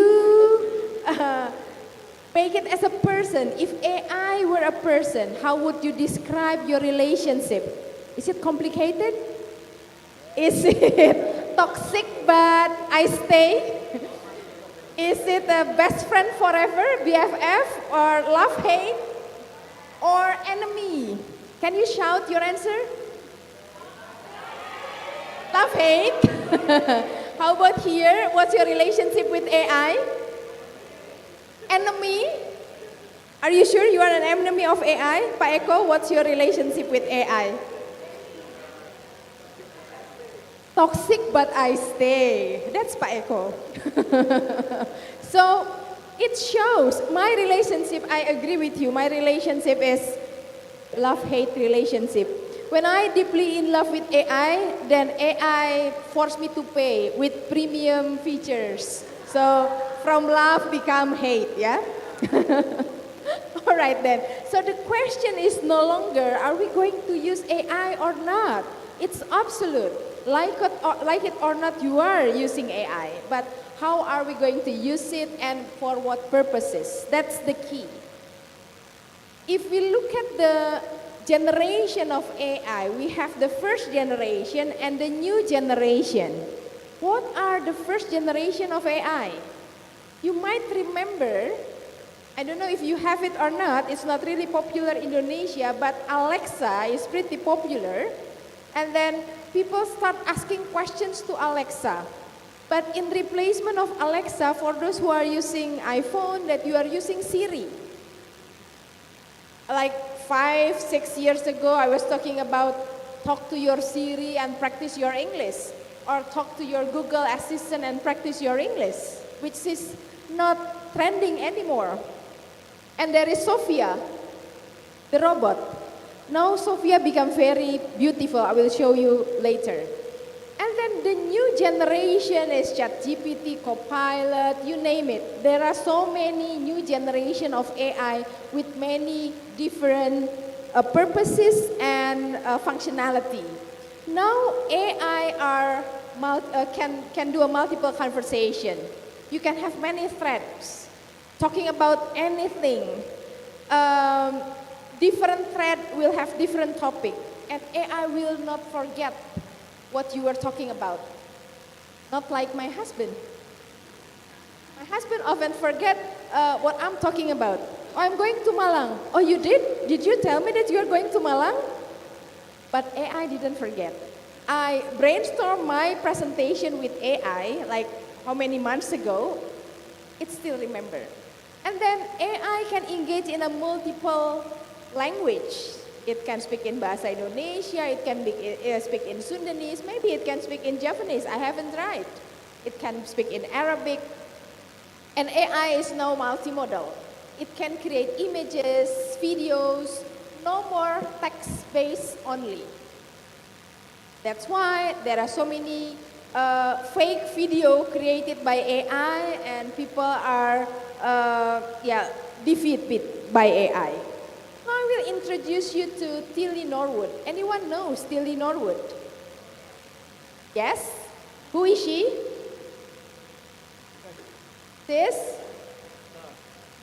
She's an actress. Is she real? No. She's an AI. But soon she's going to star on a movie in Hollywood. So what is happening? The art actor, actress are now can be replaced by AI. You can imagine that this machine can create any characters. We can switch the characters like what we want. And Tilly Norwood is like human. She has Instagram account, she has TikTok account, she has Facebook account, and it's gonna be scary, right? It means that teacher can be replaced by this kind of person. Just put the prompt, be a teacher, and Tilly Norwood can be the future teacher.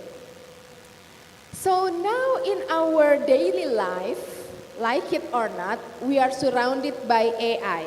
If you are playing with your phone, every click means data. If you click something, it means you are sending data to the big data server. Every swipe means prediction. What does it mean? If you swipe something, you like something, and it becomes your algorithm. It becomes the personal data of yourself. Ibu or girls, if you like shopping, once you click a shoes that you like, a pair of shoes that you like, and then that shoes will keep coming to your feed, right? Or similar, you might like this, you might like that. It's because of AI. If you love songs, you play jazz music, and you will be prompted with different kind of new jazz song. It's personalized to you. You might think that, oh, everything is like similar to my taste. Yes, because AI keep you in a bubble. So your social media, your telephone chat, the thing that you read makes you are part of this connected environment. Parektor mentioned about connectivism, it's very related. So we are now living in a very super connected environment. So what does it mean for us in education? We cannot stop people from using AI because it is mentioned that in the future, success in many careers will require working with LLMs or GAI, generative AI. Students who lack the skill to use such model will be severely disadvantaged when they enter the workforce. So if we stop them from using AI, they might have a digital gap, information gap in the future.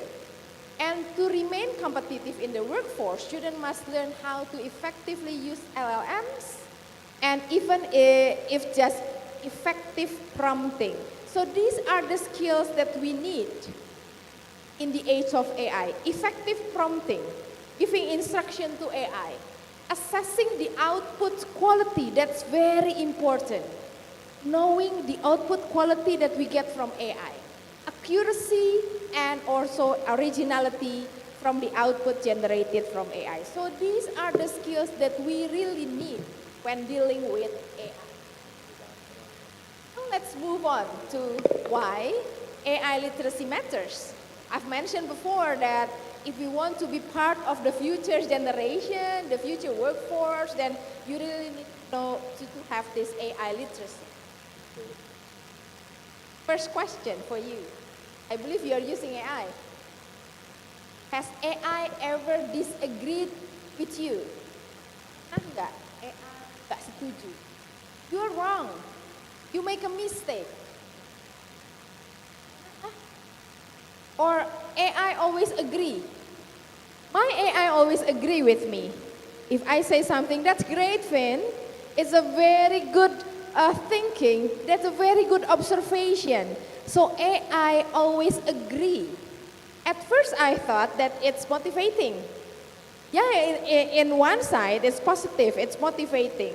But there is a problem here.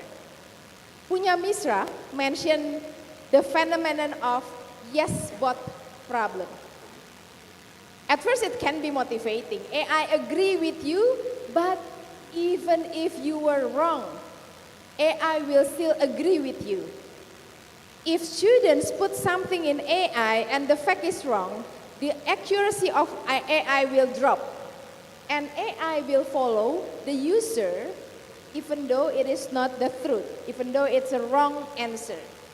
What is important here? The user knowledge, the user ability to evaluate the content generated from AI. The student's knowledge. So imagine if students only learn from AI, it's gonna be devastating. So here is a theory of how AI responds to us. AI is designed to please the user, to make the user happy, not to correct. That's why we keep engaged with AI. Using AI is addictive. There is a saying that a terminology is feedback psychophancy, meaning that AI rely on user pride or dissatisfaction. Once the user happy with the answer, it will move on. If the user feels dissatisfied, it will change the direction. There is an answer psychophancy. Once the user feel in doubt, I'm not sure about this, so AI will change direction. Whether it is true or not, AI will change the direction. And then mimicry psychophancy, elaborate on incorrect premises. This is very dangerous. So AI is built to keep you engaged, not to challenge your thinking. So our critical thinking is very crucial here. Our background knowledge is very crucial here. The problem will come when you make small error and you keep discussing with AI and it becomes a big misunderstanding, and AI elaborates mistake with confidence and fluency. It doesn't have any cognitive background actually. It's just predicting things based on the big data. So then here is the novice dilemma. The less you know, the easier AI can mislead you. So we really need to enrich our knowledge beyond AI. Strong students will get stronger with AI. Those who read a lot, those who read the articles, books, listen to podcasts, things like that, will go stronger and stronger with the help of AI.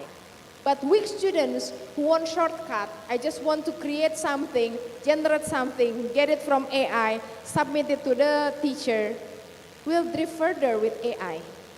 The mistake will drift you. So now, before AI, we are talking about basic digital skills. Oh, you need to know digital literacy. No, it's not enough.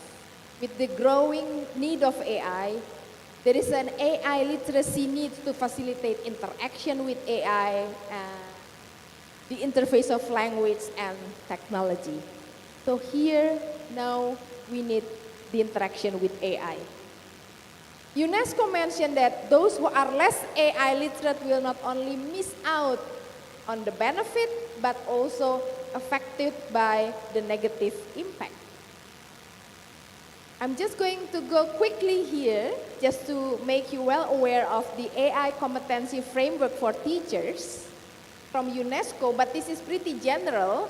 It's not specifically for English language teaching. Later I'm going to show you the one related to English language teaching. But here we can see that there is a human-centered AI.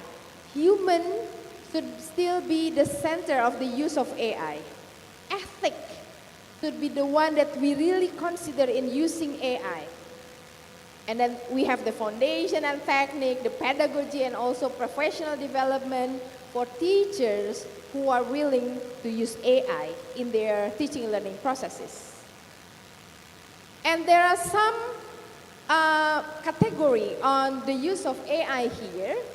The first step, you are in the acquire category. But then throughout the time, when you are using AI more and more, you move to the deepen and you create something. The top level is when you are able to have, when you have a social responsibility of using AI, when you can co-create the ethic rules of AI, you can create something with AI. It's when you think that you are on the top knowledge of AI, your AI literacy. Now let's move on to the socio-cultural mode of AI literacy. We are going to, previously we talked about AI in general, now we move on to English language teaching. We have this, the framework from UNESCO. Now I'm going to introduce you to something which is more socially, culturally connected to English language teaching. This is from Pagum, and this is pretty new, 2025. He explains how teachers and learners engage with AI in a meaningful conversation, how to focus on social practices. It should be an operational, contextual, critical, and creative. So there are 4 dimensions of AI literacy when we want to bring AI into the classroom.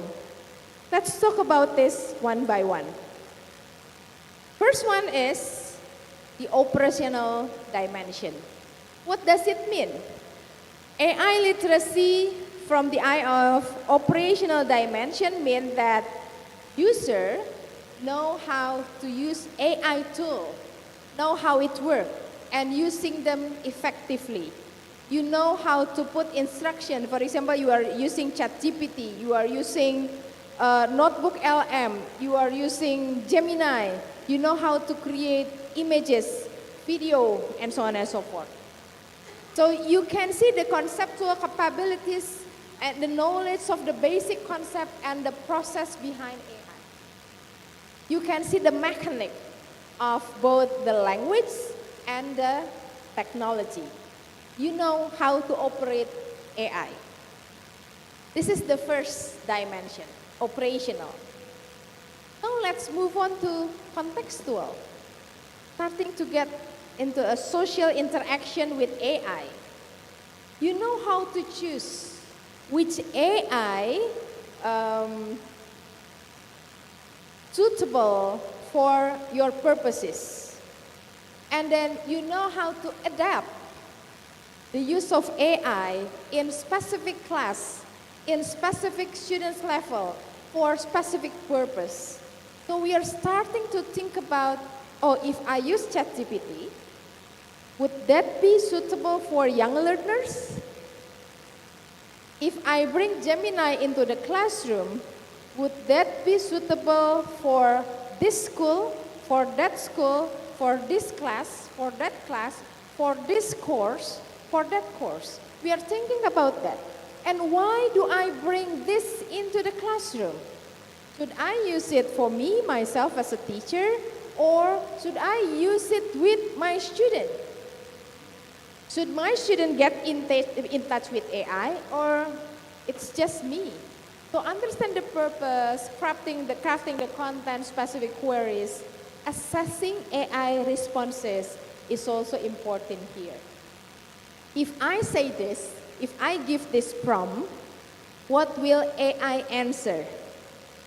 I always check it before I bring it to my classroom. If I give this prompt, what will be the answer?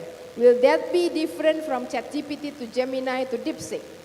And then which one am I going to use in the classroom? That's contextual. Next, critical.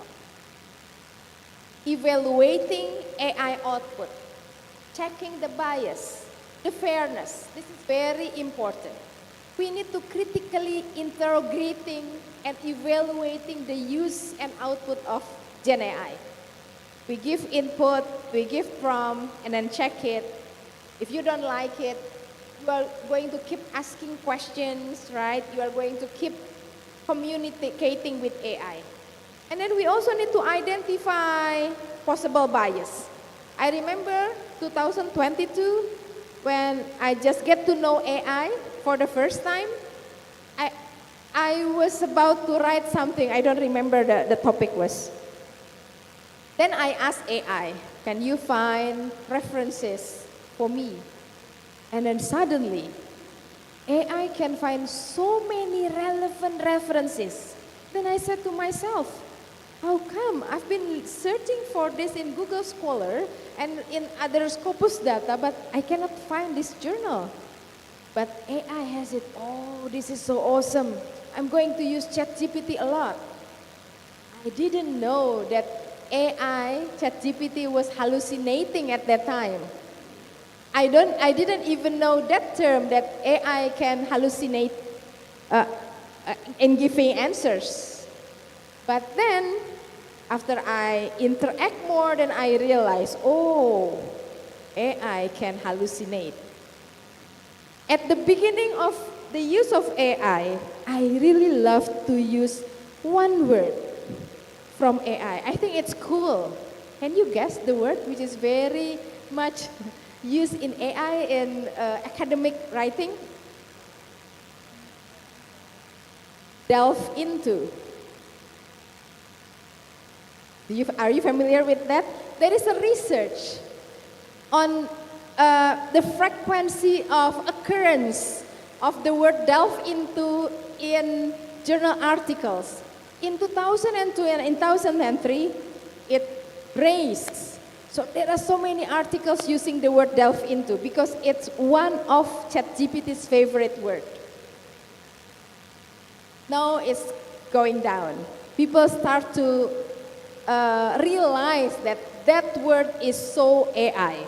So be careful if you're using the word delve into, you might generate your text from ChatGPT. If you are writing your scriptsy, eliminate all the delve into words from your scriptsy. And the last one, this is the ultimate use of AI, being creative.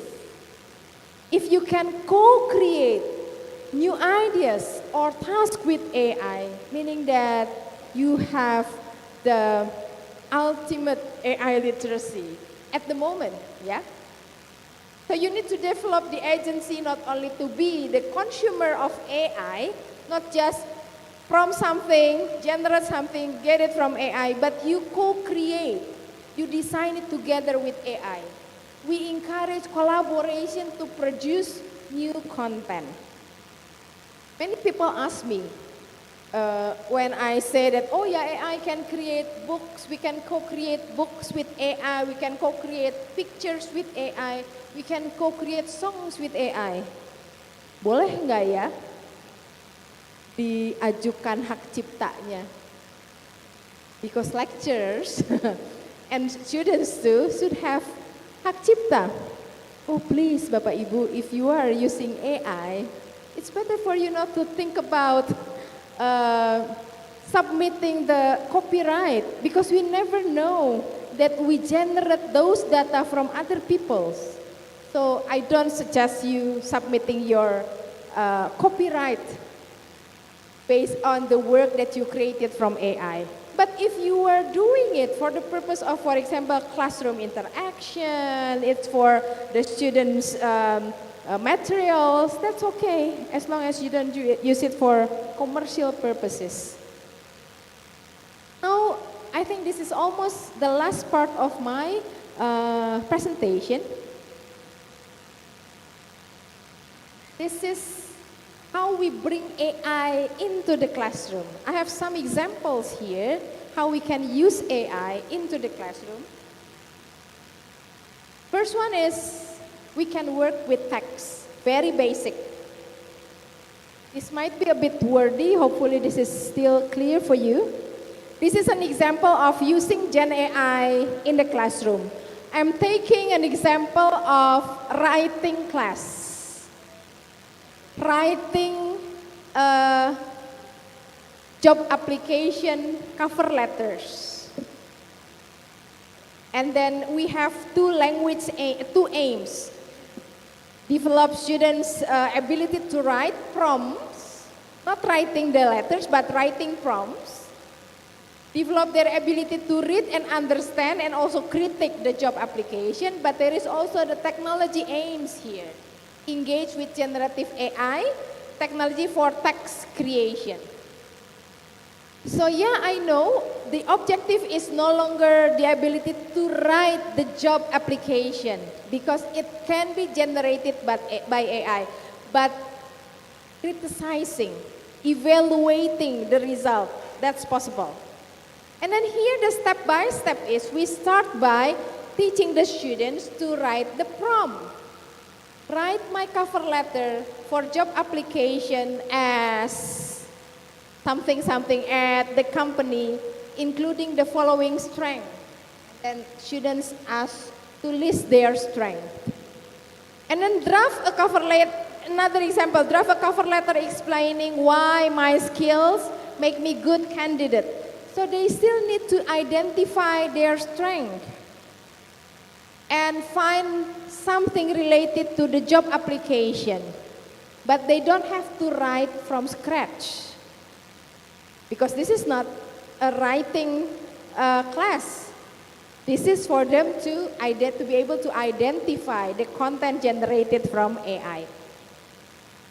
Now we are going to connect it with those socio-cultural dimensions that mentioned before. Let's forget about operational. Yeah, operational is when the students are able to create the prompt.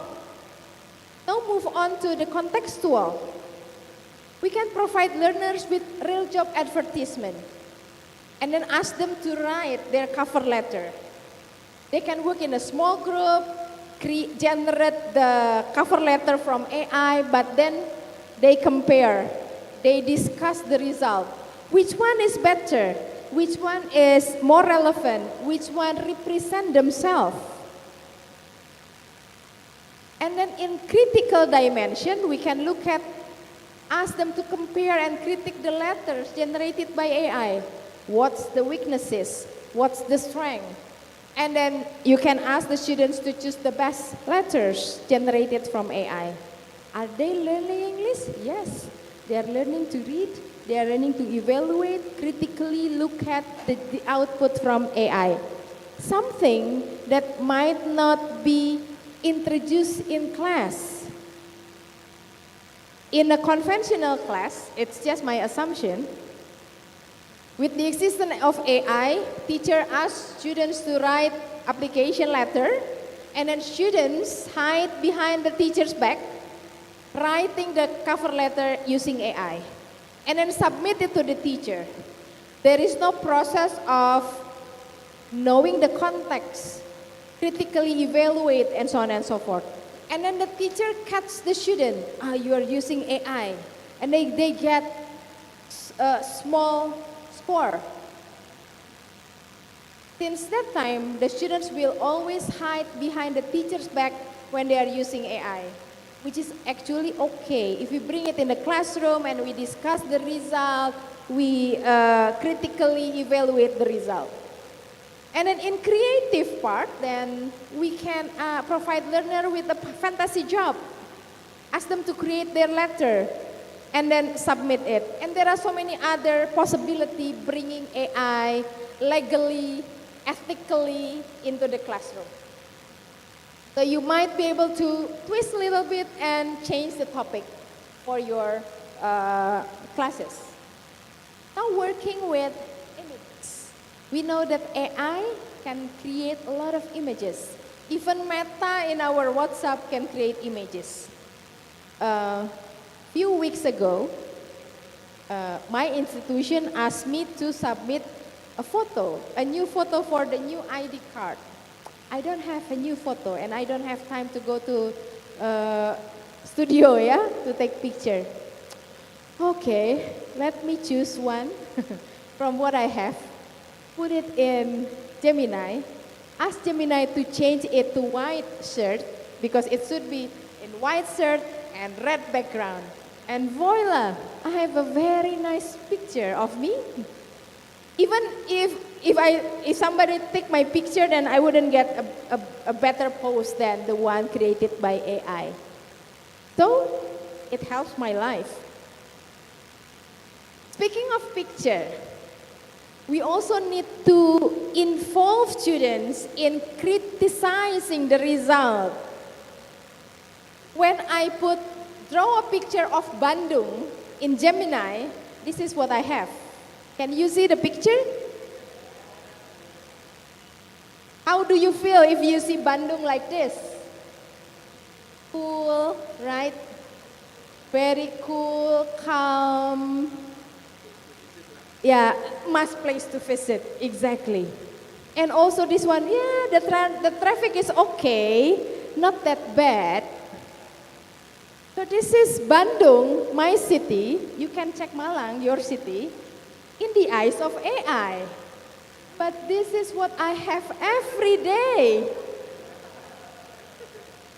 AI cannot see my day-to-day morning. Traffic everywhere, polluted, a lot of motorcycle like this. This is my everyday life, stressful. There is no cool, calm, must-visit city in the real life. Well, still, Bandung is nice. You should come. But then, isn't it an activity that we can bring into the classroom? Find a picture in AI and compare it with the reality. What do you think about that? What are the differences? Why do you think AI will put this in, will create this image? Will create this image instead of this? So it can be a good conversation. Another possibility that we can use when bringing AI into the classroom. So this is the example of using image generator in a classroom.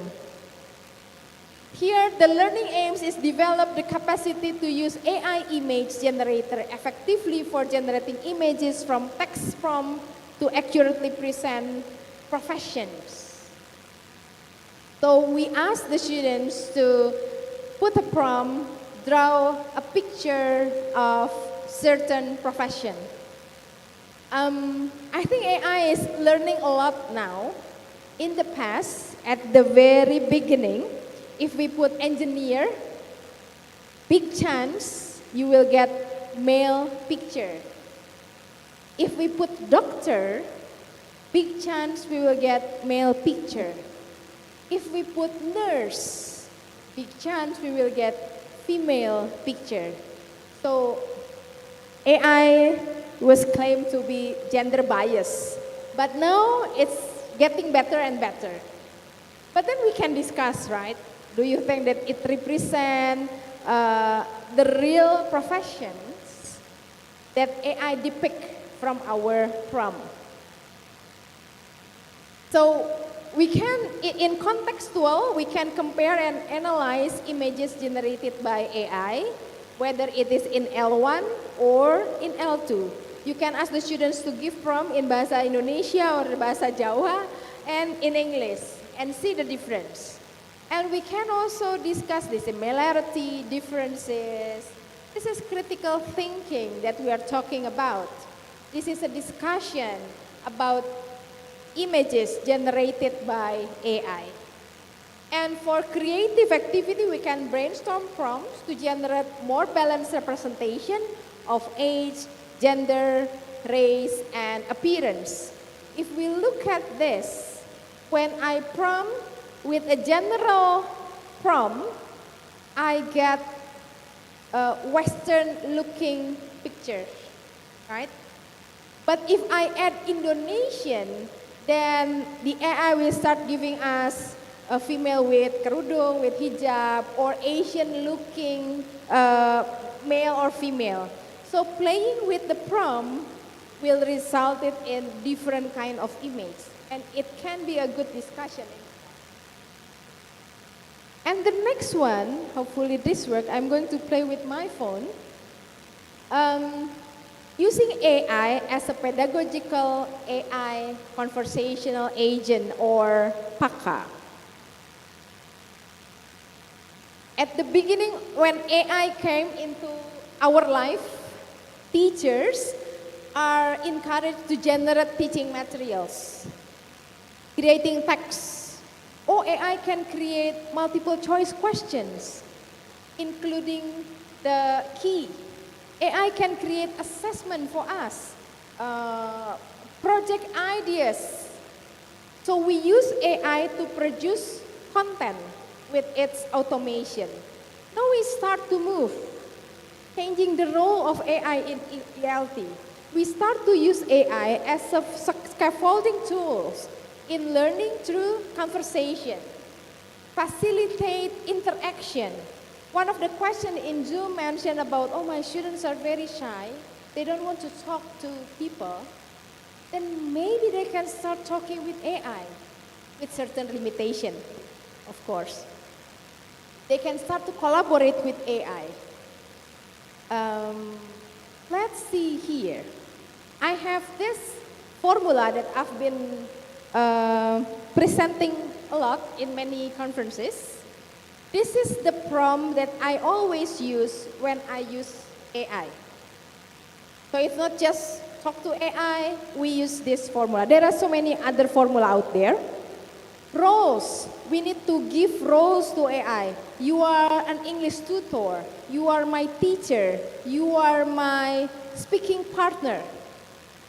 And then context, talk about, so roles is talk about who AI is, and the context is talk about who we are. I am an English learner. My level is A2, for example. And then the task is, what do you want AI to do? And the source is, if you have additional source, you can put it. This is an example. You can ask AI to be the student's writing partner. Writing partners mean that AI doesn't generate text for you, but supports you in doing the interaction. So I'm going to ask AI to help my students in writing. This is the prompt. Enroll, you are an English teacher. In context, you mentioned your students is a grade 7 learners in Indonesia who is still a beginner in English.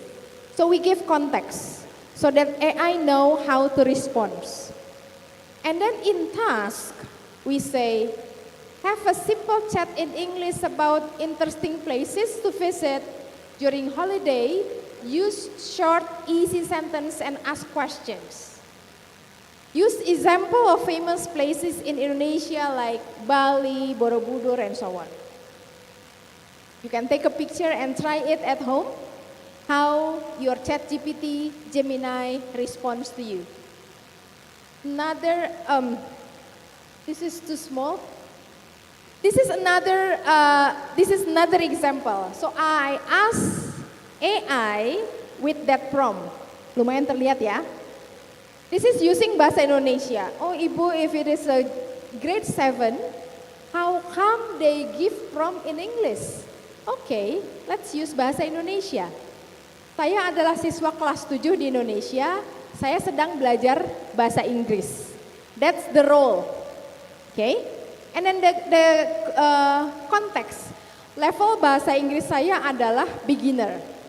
Saya ingin menulis teks tentang my pet. Di SMP kan ada describing, ya, describing things.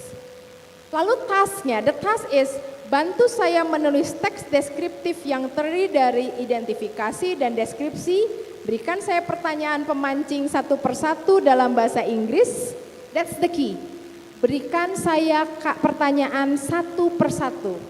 AI will ask you questions one by one, supporting you, scaffold you in writing. Berikan feedback pada tulisan saya, lalu lanjutkan dengan pertanyaan berikutnya. You can play around with this prompt, but this prompt work for me. Nah, after this is the response from Gemini. Of course, I'd be happy to help. Let's start with the first part of your text, identification. This is where you introduce your pet. Here is your first question. What kind of pet do you have? My teacher, the teacher joining my workshop, actually this is an ongoing research, do this in the classroom. So students are not working with their laptop. They are working in the classroom like this. So it reduces your problem. Students only discuss with their phone, with their laptop. Okay, students, what kind of pet do you have? One will say cat, dog, cow, gorillas. Let's choose one, okay? Choose one. And ask one person to type in the teacher's laptop. This is the answer. I have a rabbit. And then AI responds again. Great, you have a rabbit, that's a good start. Now let's add a little more to the identification. What is your rabbit's name? The teacher go back to the class. Okay class, how are we going to give the name to our rabbit? Ada si ini, si itu. Okay, Chocho. What's the complete sentence? My rabbit's name is Chocho. Okay, somebody write it down. Write it down. If you are familiar with gender-based approach, this is in a joint construction. This is the joint construction. And then after my rabbit's name is Chocho, excellent. So you have a rabbit named Chocho. How would you write a sentence that say you have a rabbit name is Chocho? Give it a try. I have a rabbit, its name is Chocho. Can you see how AI scaffold the students? Ask the name of the pet, ask the type of the pet, the name, and then ask them to write in a longer sentence. This is good for grade 7. And the conversation on and on, starting to ask, what color is Chocho? Okay guys, what's the color? Brown, blue, purple, and then we agree with brown and white, for example. And so on and so forth. How is Chocho fur? So that's an example of bringing AI as a pedagogical conversational agent in the classroom. So you don't ask the student to directly communicate with AI. Teacher stands between AI and the student. The conversation, the interaction still takes place. Another example is conversational partner. Before is text-based, this is the spoken base. We can say, you are my English tutor, I'm an English language learner, my proficiency level is A1, I want to practice my English with you. Start asking me some questions to talk about my hobbies and interests. I'm not using the source, so source can be optional. Let's see if the microphone can be used. I'm going to open my ChatGPT.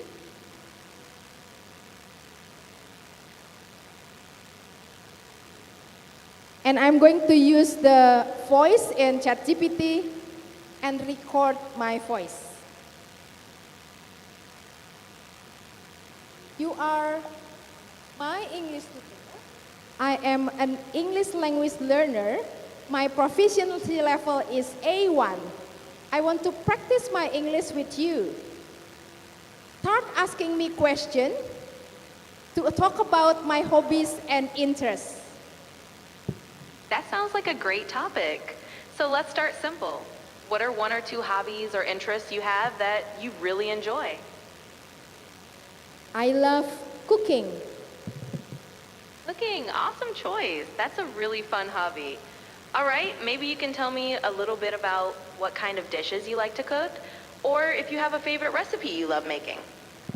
Oh, I love making nasi goreng. Nasi goreng, that's a delicious choice. It's such a classic. Well, that's a great start to practicing. We can definitely chat more about it, and you can tell me what ingredients you like to use or how you like to make it special. Okay, so you can use AI as your student's conversational partner. Bring the phone around the class, ask the students to discuss, model how to discuss with AI before you directly ask the students to practice. The good thing is you will get all the transcript.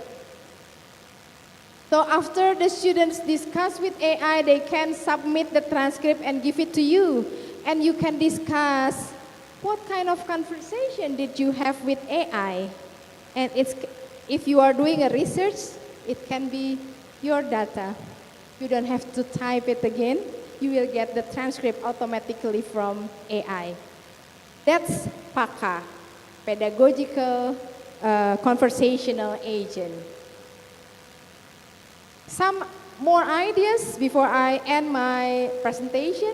You can also introduce students to digital citizenship using AI, showing different pictures, asking what does this image show, what makes it good, bad representation, and so on and so forth. You can also have a game. In the past, if you are a senior teacher, maybe you know the games Spot the Difference. That game can only be found if we have special books from US, we copy it, right? And then we ask the students to spot the difference. Now, Gemini can create this. These are two pictures I created from Gemini, and you can invite the students to spot the difference from the pictures generated from AI. Then we can have a context, right? If we are talking about food, then we can have spot the differences on pictures about food. If we are talking about things in the table, things in the classroom, we can have this kind of spot of the difference activity using this. It's funny, it's interesting for the students, it dig the students' vocabulary. I think this one is the PowerPoint. If you go to Gemini, this is something new. Have you tried this? Stories with AI? Go to Gemini or search on Google, storytelling with Gemini. Now AI can create, Gemini specifically can create storybook. That's the storybook that I created within 3 minutes, I guess. I give the prompt to AI, write a story of a rabbit that wants to be able to fly. So the story is about a rabbit looking at the butterfly, how good being a butterfly, it can fly, la la la. And there is a button there, listen. So there is a read aloud button. It can be created within 3 to 5 minutes. So you can create stories based on the context of your students. You can insert your students' name as the characters. And then they can read the story. It will be interesting if they read a story about them, right? They are the characters. You can try. Storytelling with AI in Gemini, it's free. So next step, what do we need to do? Using AI responsibly in language classroom. The bias is stereotyping. AI reflect pattern from the data it is trained on. We should realize that AI is generated from the data. We never know whose data it is. So be careful when you are uploading data too. Hallucination. AI sometimes invent information confidently. Dengan pede dia bilang A, B, C. Well, actually it's fake information. Over-reliance. This is what is happening right now, I guess.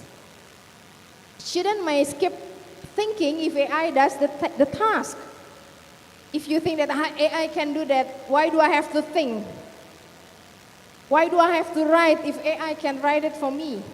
That is happening to me too. If I send emails and I don't want to write email, I just ask AI to answer the emails. Plagiarism and authorship issue. Because it's very easy to write with AI, then we forget about authorship, who we are as an author and as a writer. Different journals now have different policy, right, on accepting the use of AI. Some mention that as long as you acknowledge the use of AI, you believe that the authorship is still in you, then it's okay. Privacy and data use, you also need to be careful about that. Ethical practices, we need to discuss representation with learners. Let them compare AI output and across culture or gender. So discussion among the result of AI, that's what I really try to embrace. Fact check. Get together with the students, fact check the resources, the information, make them aware that AI can be hallucinating. Yes, you can use AI for drafting, idea generation, things like that, but not for the final output. Teach students to acknowledge the use of whatever AI. I try to always acknowledge the use of AI here. For example, I create this using Adobe Firefly, so I write it there. All the pictures that I created from AI, I acknowledge the use of AI on that. So make your students aware of that and make yourself aware of that to acknowledge the use of AI. And avoid uploading data, personal data, institutional data, things like that. Be careful in uploading data to AI. It's a big no for reviewer if you are, for example, being a pembimbing skripsi. Please don't upload your students' skripsi, your students' chapters to AI. Because once it is uploaded to AI, it becomes the public domain data, and it will lose its originality. So be careful. If you are a reviewer at a journal, don't do that too. It's a big mistake to upload manuscript, unpublished manuscript to AI and get it reviewed. Be careful with that. And then this is the last part, call to action. Start small, don't use too much AI, but go deep. Reflect on the use. Reflect on how the AI gives out feedback to you. How should I give prompt to AI? Share and learn your experience with others so that you can have discuss your experience. Stay ethical, stay human. Stay human, stay ethical, and yeah, keep the human values central to yourself. I think that's all. Thank you very much. Well, give a big round of applause for Vinita Dewi, guys. All right. What a nice presentation from Bu Vinita Dewi. I have also summarized some material of today's material that there are several new generation abilities of AI, and then our daily life also is recorded by AI as an algorithm. And to remain competitive in the workforce, students must learn how to effectively using language learning models, and even if it is just effectively prompting them to get a good output, assessing the output quality, accuracy, and originality. And then for us as educators and also for the students, the importance of AI literacy is a must, and because as stated by Bu Venita just now, that the phenomena is that AI is always agree with whatever we type in the AI, and even if you are wrong, AI will follow the user even if you make some mistake.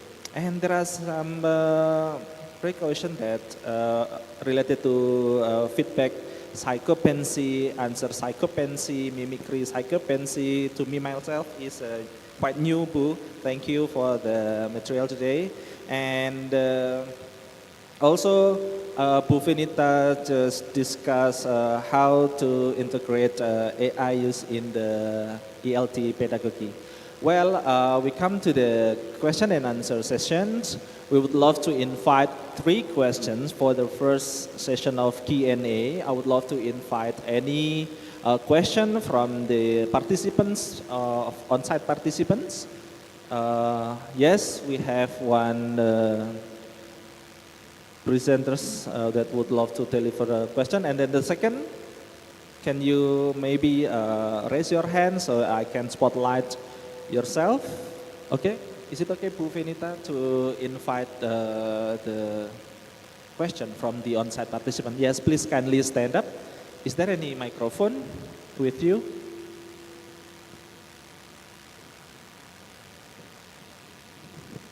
Please mention your name and your institution and questions.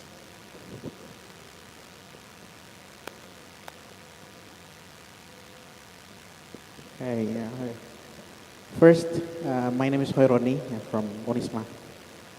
Thank you very much for an outstanding presentation from you, Mrs.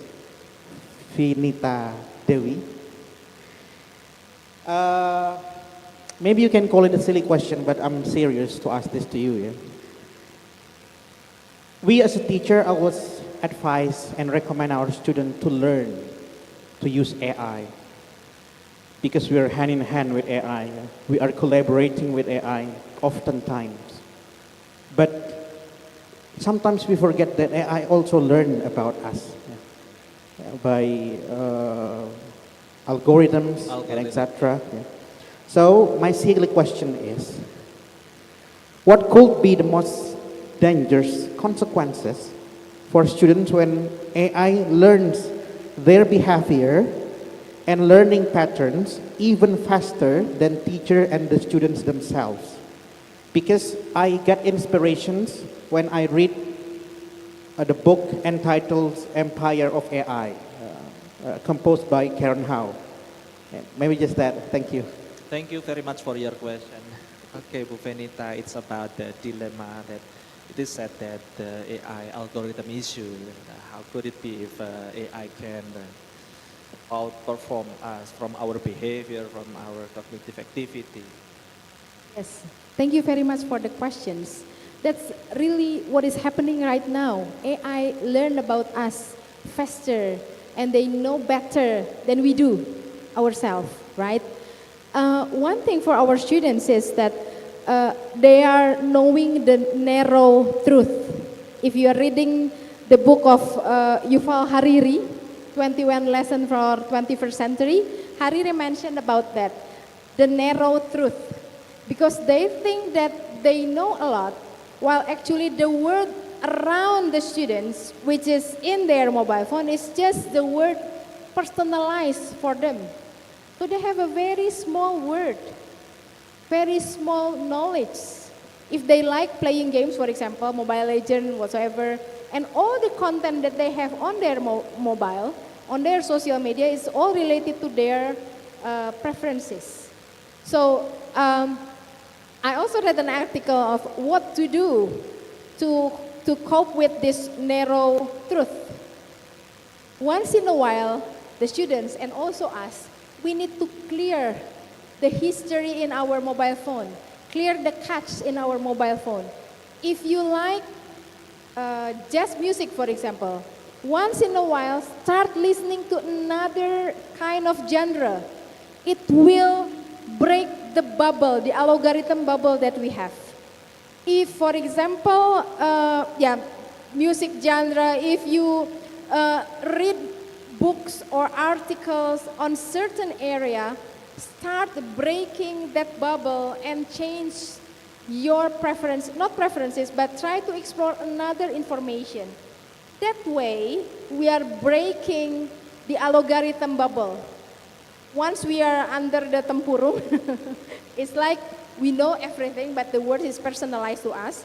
If we start to break the algorithm rules, then the knowledge that come to us will be varied.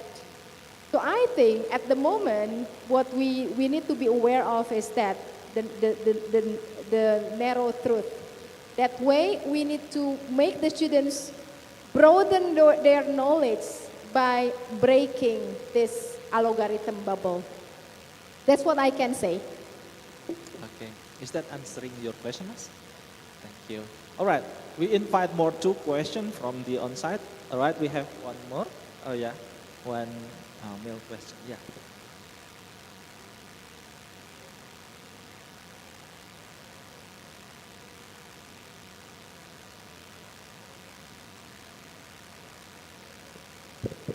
Thank you, Ibu Dr. Vinita. My name is Wawan Setiawan from Universitas Singapura Bangsa Karawang. Yeah. Okay, Bu Vinita, I totally agree that integrating AI in the digital era is very essential. So that's why teachers and lecturers must learn and adapt using AI nowadays. However, it comes to my mind, Bu Vinita, do you think that excessive use of AI can make teachers feel less connected to their students by reducing opportunity for direct human interactions? Because when using AI, I think the connection, maybe the connection between teacher and students will be less connected. Because, and maybe it also affects to trust between students and teachers. So in your opinion, will that happen when teachers using AI? Okay, thank you so much, Pak Wawan. Ternyata kita dekat ya. Excessive use, yes. Whatever excessive is will not be good, Pak. Also the excessive use of AI. It's not only reducing the interaction between teachers and students, but also making our brain rotten, lazy, addicted, and I just come back from a conference. In that conference, there is Philip Hubbard, a very well-known figure in computer-assisted language learning. One of the messages from him is this: if you don't want to get Alzheimer fast, reduce your use of AI. So it's okay to use AI, but of course at a certain limitation. That way, we also need to talk with our students on how they are going to limit themselves in using AI. Not only AI, I guess, all technology. Last night, I was editing my presentation. My presentation was created in Canva. And if you are well aware, right now the Cloudflare is having a problem. So Canva, ChatGPT, and there are many other websites impacted by these problems. Yeah, I thought it was only mine, and then I searched, and then that's worldwide. So we can imagine we are very much dependent on technology. Once it's shut down, I cannot work. Luckily, in the morning, I downloaded my presentation. So yeah, luckily. Sometimes I forget that. What if today's, I forgot to download it and I cannot present. All my knowledge is in Canva, not here. So yeah, be careful with that, and we need to make our students aware. Being addicted to anything is not good. Is that answering your question? All right, thank you. All right, from the right side of my view, is there any question for Bu Vinita? Or maybe some participants in the Zoom meeting? I would love to invite any questions related to Bufinitas Matra, is that? Yeah. Please kindly stand up and mention your name.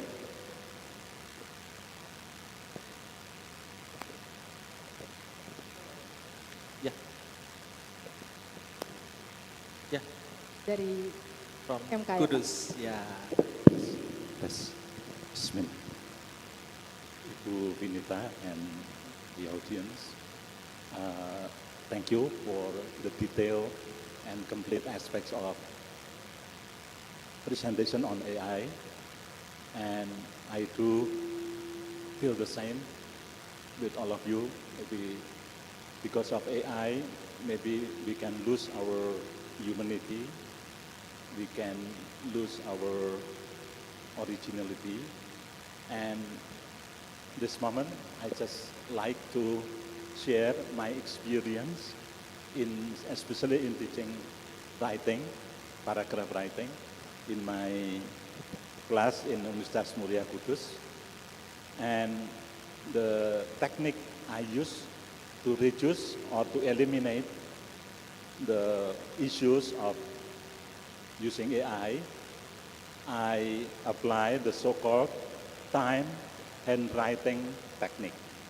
So I give the students a topic to develop by using only pen and paper with no access to any gadget, and they have to complete the composition in a limited time, and it works well like this, because by doing so, the students will show his or her original capacity, original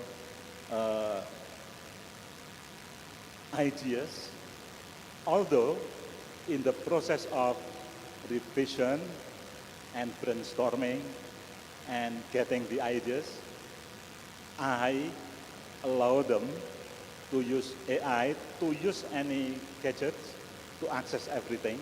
But in the evaluations, I apply that technique, time handwriting technique. And the compositions, yeah,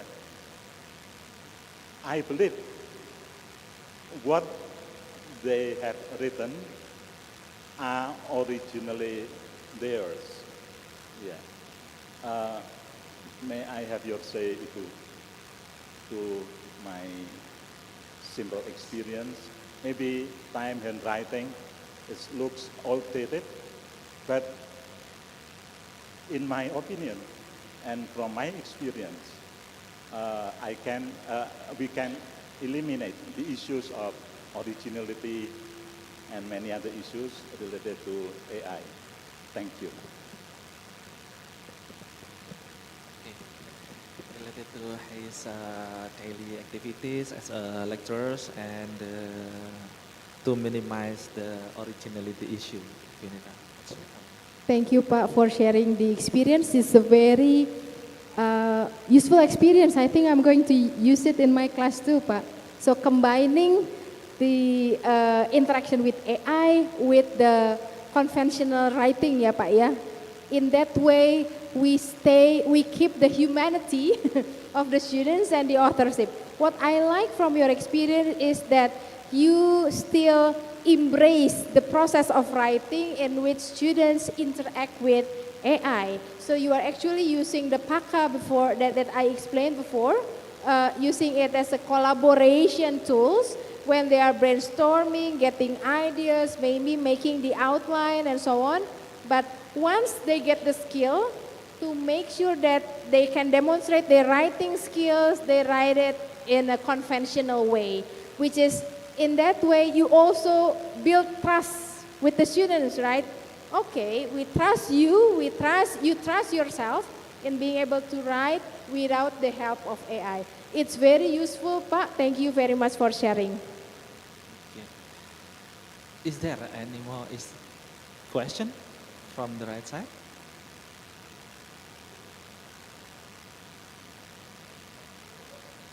Ya, itu Pak Sony.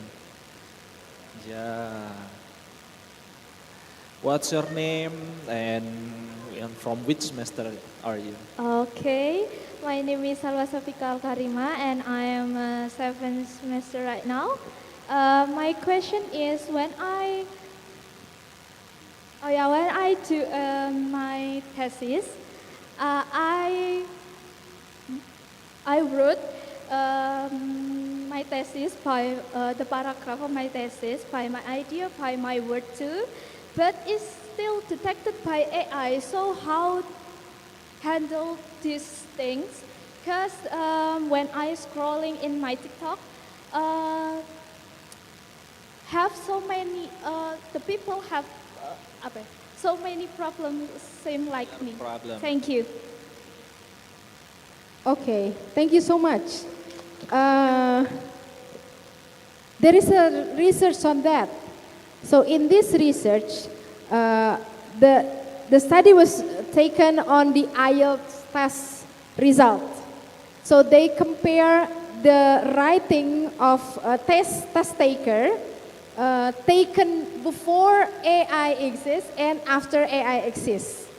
And both texts were detected AI as written by AI. So actually, AI detector is not 100% accurate because they predict, right? They took from the big data and they predict the sentence from one word to another. And big chance, if you write it correctly, if your writing is very perfect, it's very good, you write it in a very good sentence, and it will be claimed as AI generated text. So it means that that's why, although not all journals apply this, many journals doesn't really apply AI detectors. So it's more on the authorship and plagiarism, because even if the AI detection is pretty high, but it is possible that it's actually originally written by us human. So everything will get back to us. The humanity, the ethic, the authorship. It's not easy to claim somebody's writing is generated by AI just because the AI detector's result is high. For teachers, for lecturers, your lecturers must know who you are, right? Your skills. If, for example, all this time your skill is not really good and suddenly your thesis has become very perfect, it will be a big questions from your lecturer. But if you've been building your skills all this time, and then that's the result of your learning process, that won't be a problem. So yeah, many people experience that, and even those texts written before AI can be detected as AI generated text. Is that answering your question?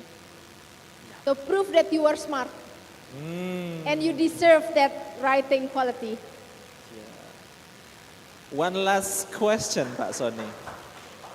Because of the time limitation, we invite one last. All right.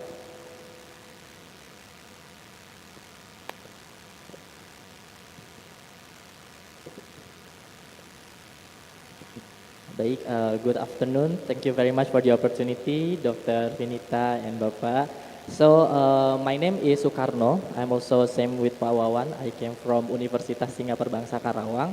And that was really insightful presentation, especially when you discuss about writing a resume, writing the application letter, which was also, I thought that to my student previously, and totally I will apply it in the next semester.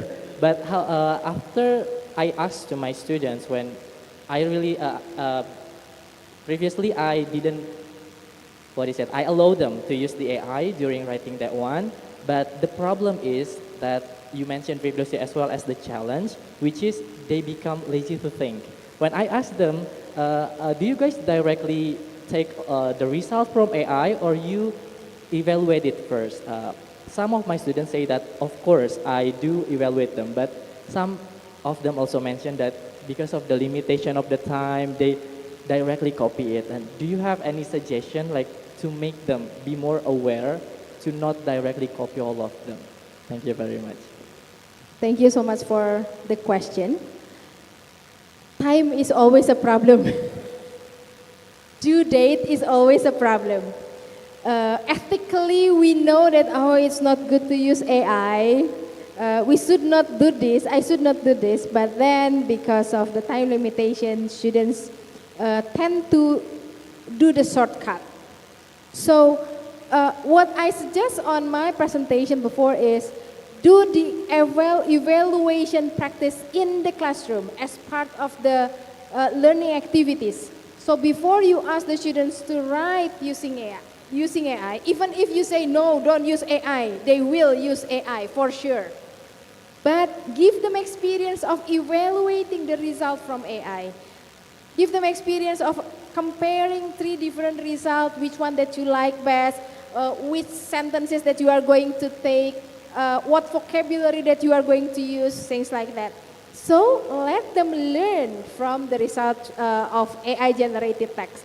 And after that, they might create their own text, which you never know how they are going to use it unless you use it's gone already. You use the other conventional way of handwritten, then you never know. So instead of going like Tom and Jerry, you do the scene and I will catch you. I used to do that. No, it's better for us to educate them, raise their human side, human awareness of their critical thinking and so on, involve them in the activity in which they evaluate the AI result. After that, you may let them create their own writing. Hopefully, something in the process will help them shape their knowledge. All right, thank you very much. Thank you so much. Okay. Thank you very much for your questions. Well, because of the time, again, yeah, time limitation, I think that's all from Bu Vinita Dewi presentation. Well, ladies and gentlemen, please kindly give big a round of applause for her presentation. Thank you so much, Bapak Ibu. Okay, I am as the moderator. I apologize for any inconvenience or any technical problem. Lastly, I would love to say, Wallahu muwaffiq ila aqwamit thoriq. Assalamualaikum warahmatullahi wabarakatuh. Thank you, Bu Vinita.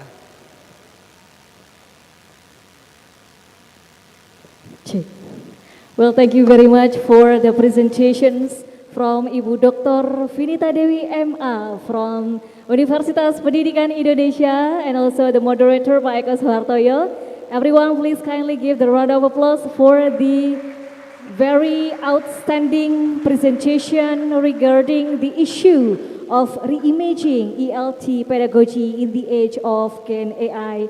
Thank you very much once again, Ibu Vinita, for sharing the knowledge and also the best practices of the use of Gen AI to all presenters and also to all the students in Universitas Islam Malang.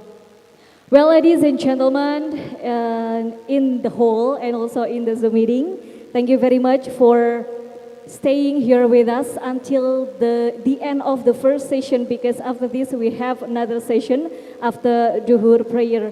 For your information, that the lunch has now been prepared and it is available for all presenters and also participants. And for the presenters, the committee has prepared the rest area in the 6th floor of this building where you can enjoy your meal and perform your Duhur prayer. You can reach the 6th floor by taking down the elevator 1 level, or you can use the staircase located in the left side of this stage.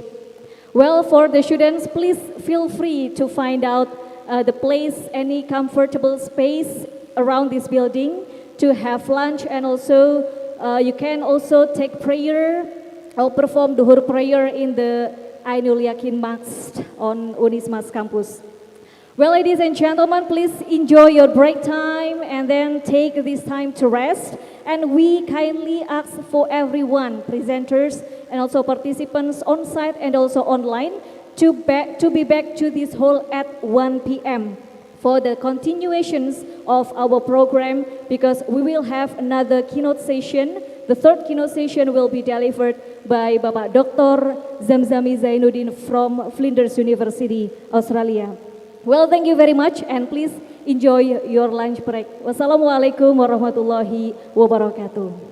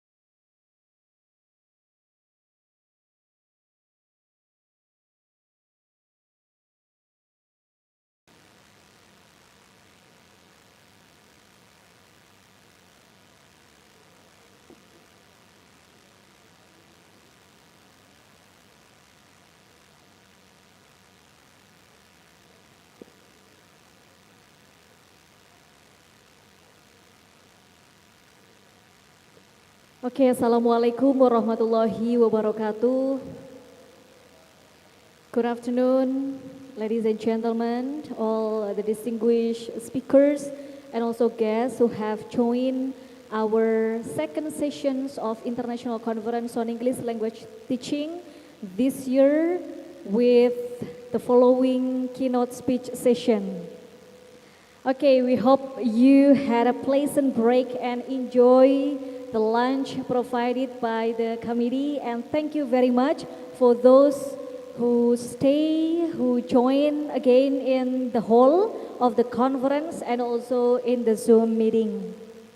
Ladies and gentlemen, we will now continue with our third keynote sessions of the conference, as we have informed to you all before the break time that we will have keynote speech session And we are pleased to inform you that our keynote speaker has already here with us virtually in the Zoom meeting.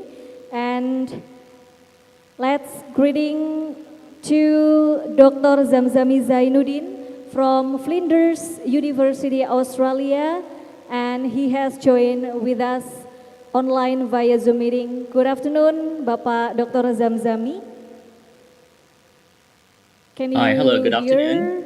our voice from Malang? Yeah, can you hear my voice? Okay, your voice is very clear. Thank you so much, Bapak Dr. Zamzami, for joining with us virtually in the third keynote speech session of the ICANN ELT 2025 held by English Education Department, Universitas Islam Malang. Thank you for being here with us. Ladies and gentlemen, this keynote speech session will be moderated by Dr. Kurniasih MA. Well, please join me in welcoming Dr. Kurniasih MA. Time is yours.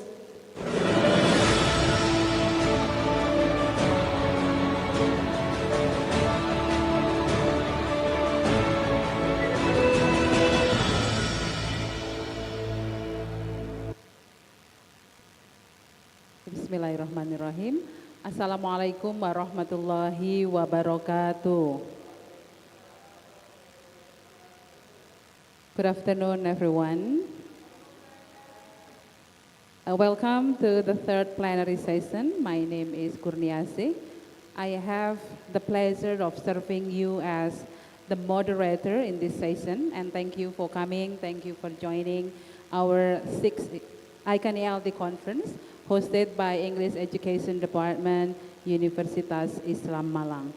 And today we are very honored to welcome an international recognized scholar, Dr. Zamzami Zainuddin from Flinders University, Australia. Well, before that, allow me to introduce our keynote speaker today. Dr. Zamzami Zainuddin is a senior lecturer in the College of Education, Psychology and Social Work at Flinders University. He also served as the Deputy Lead Higher Degree by Research Coordinator and Training Coordinator for the following topics in postgraduate education courses, such as Approaches to Research, Research Design and Method, Artificial Intelligence in Education, and Educational Practices and Technology. And he holds a PhD in Information and Technology Studies in Education from University of Hong Kong, one of the Asia's leading institutions.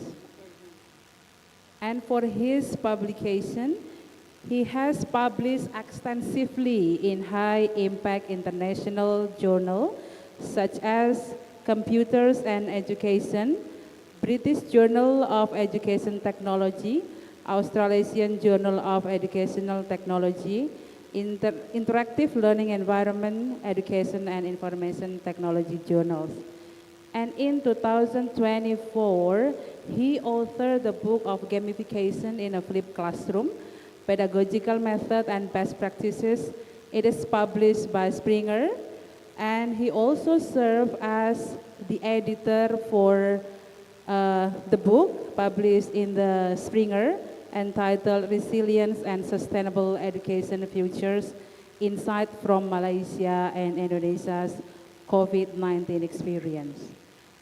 And his academic influence is widely recognized.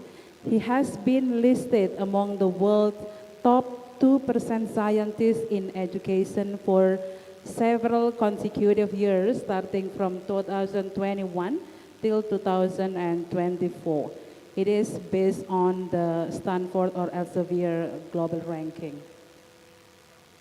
Dr. Zamzami Zainuddin also participated in international collaboration, include projects across Hong Kong, China, Malaysia, Cambodia, Indonesia, and sub-Saharan countries, covering the themes such as gamifying sexual education, reading battle, low-tech effective learning, and gamified reading program. And today he will be presenting on validating AI augmented academic writing through authentic multimodal assessment in higher education, which is very timely topic. Well, before we begin, let me ask you a simple question, but I think it is important. In a world where students can produce a well-written essay with the help of AI in just minutes, how can we as teachers truly know what they understand? And how can we design assessment that remain fair, authentic, and meaningful? This question leads us into today's session.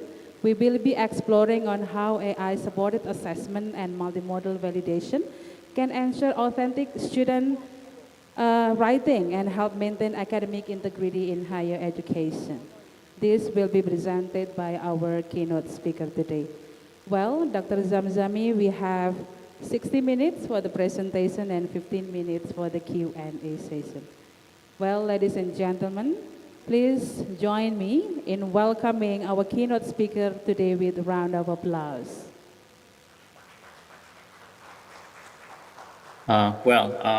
Thank you very much for the generous introduction, Dr. Kurniasi. My name is Zamzami Zainuddin. I'm a senior lecturer from the College of Education, Psychology and Social Work at Flinders University in South Australia. My today's presentation is about validating AI augmented academic writing through authentic multimodal assessment in higher education.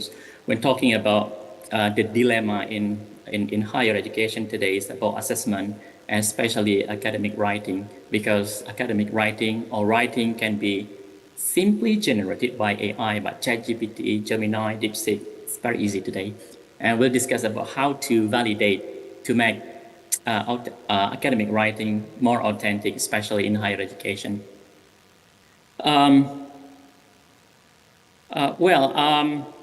First of all, I'm speaking from the land of Aboriginal people in South Australia.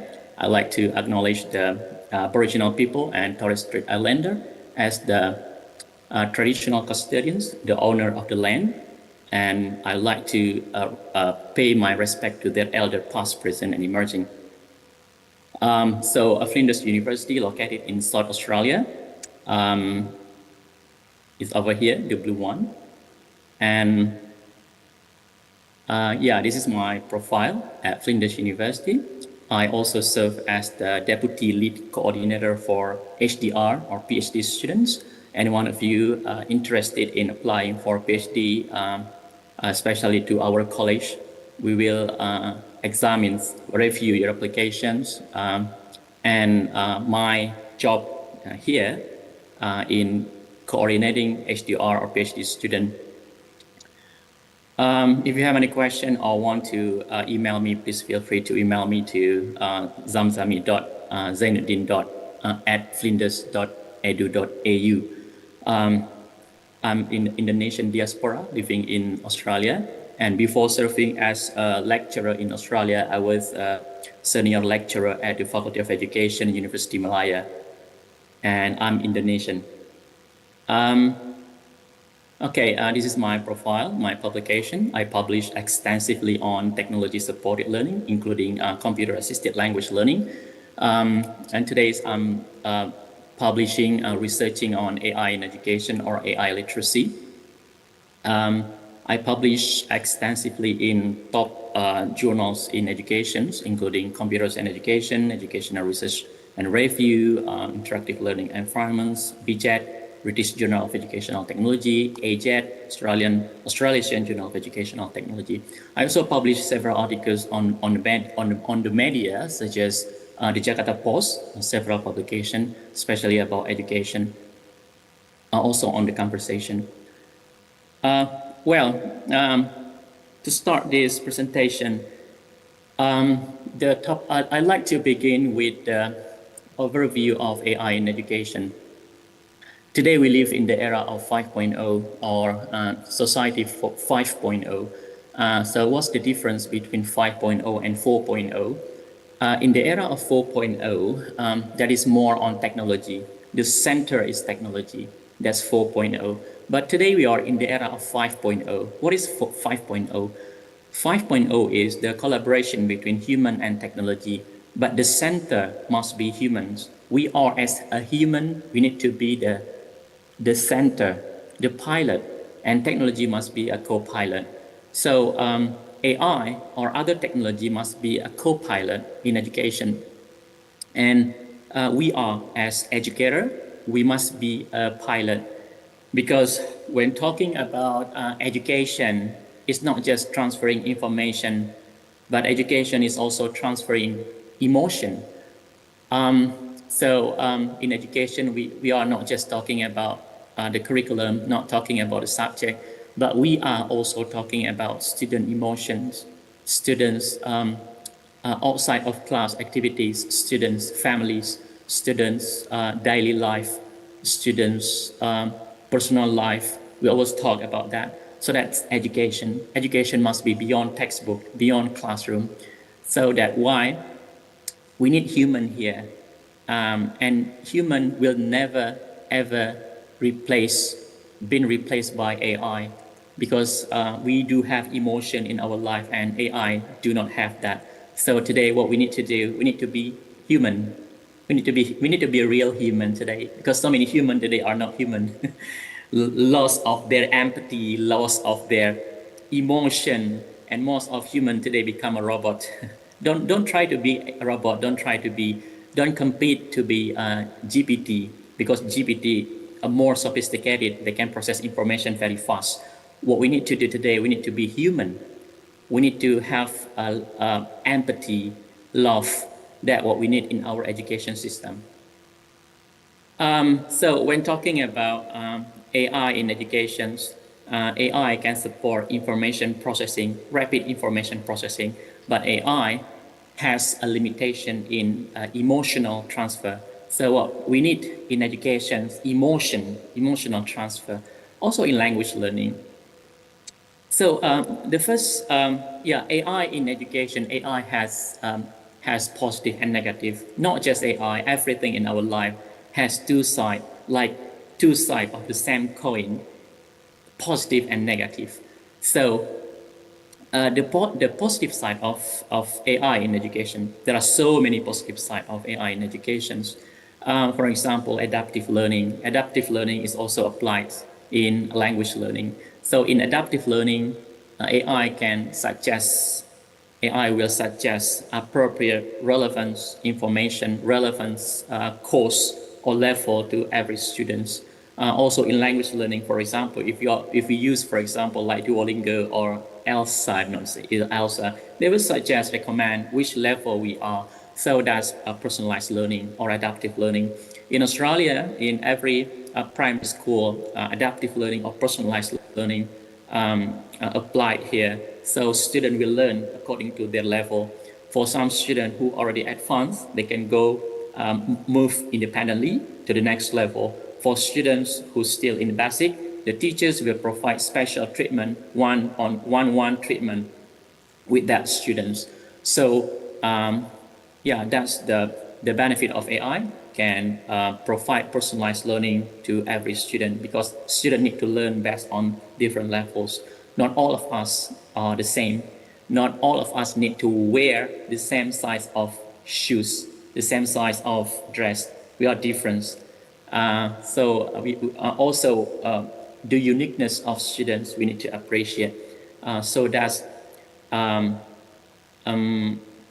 called the equity in education, not always equality in education. So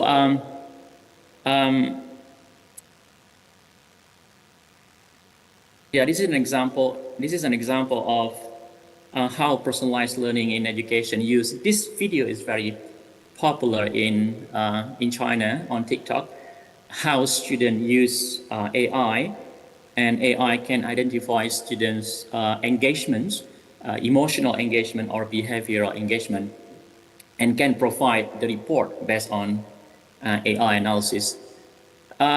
Many years ago, or several years ago, if we are doing research on engagements, and then we do a questionnaire survey, And that's today is outdated. If we measure student engagement with a questionnaire survey, today we can measure student engagement using AI testing. Emotional engagement, meaning here is students feeling bored or excited in learning or motivated in learning. That's emotional engagement. Anxiety. But behavioral engagement, on the other hand, is student movement, physical movement, that behavioral engagement. So today we can analyze student emotion and student behavior using AI. This is also another example of the application Mockcast. We can integrate Mockcast into Zoom. Okay, if I use this Mockcast and connect to the Zoom, and all of you need to turn on your video, and AI will be able to identify your facial recognitions. So we will be able to identify your expressions, whether you are sleepy, whether you are feeling boring or excited. That AI will be able to identify that. So this is a facial recognition. We can use this in online or face-to-face classroom. This is very common today for research use to measure students' emotion and behavior in engagement. This is the report of student emotions. For example, confused, student satisfied, for example, or feeling bored, or love, or sleepy, or anger, or fear, anxiety. So we understand this based on AI. Facial recognition. Also these eye emotions, student smile, student joy, anger, expressiveness. This is also based on AI. Currently, I'm doing research in Australia about student speed reading. So we use AI to identify their eyes movement. So our eyes movement, we can track children's eyes movement and that correlation with student speed reading. So educating children with speed movement of their eyes is very important. That has a strong correlation with their speed reading. So today there are so many applications of AI. We can identify children's eyes movement, and we also can do a treatment, best treatment for speed reading. So that's kind of AI, the positive side of AI that can support education, especially language learning. This is the research that we are doing currently about student speed reading using AI and how their eyes movement. AI also used for grading marking.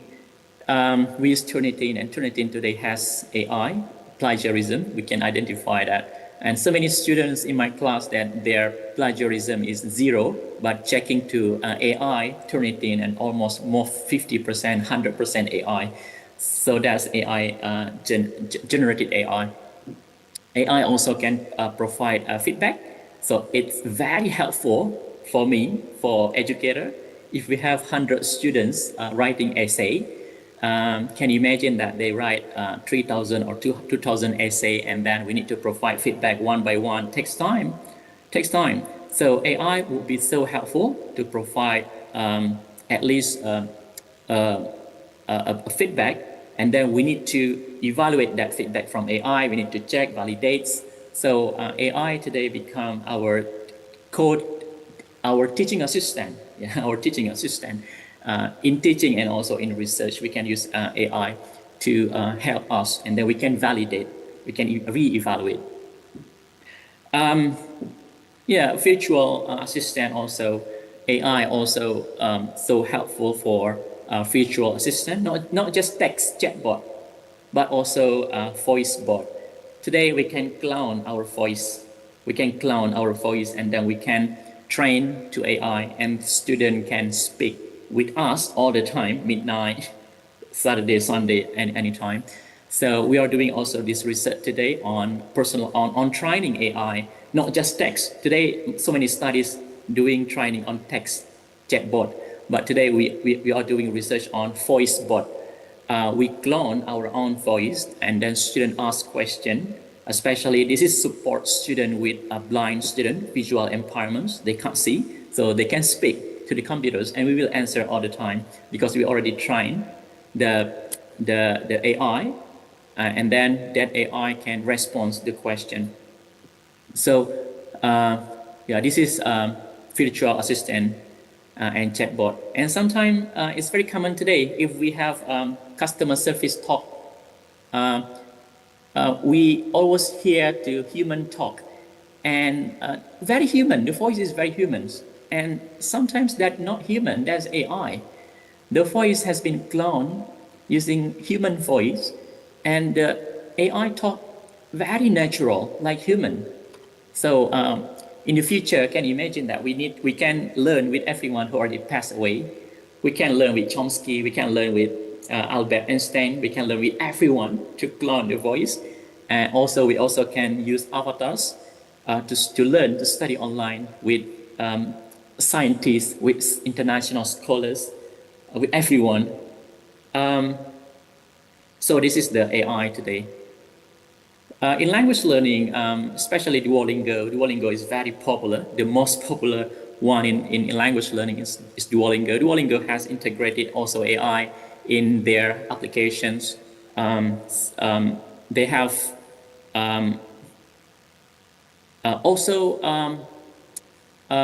beside Duolingo, Elsa, for example, Elsa also has integrated AI into their applications.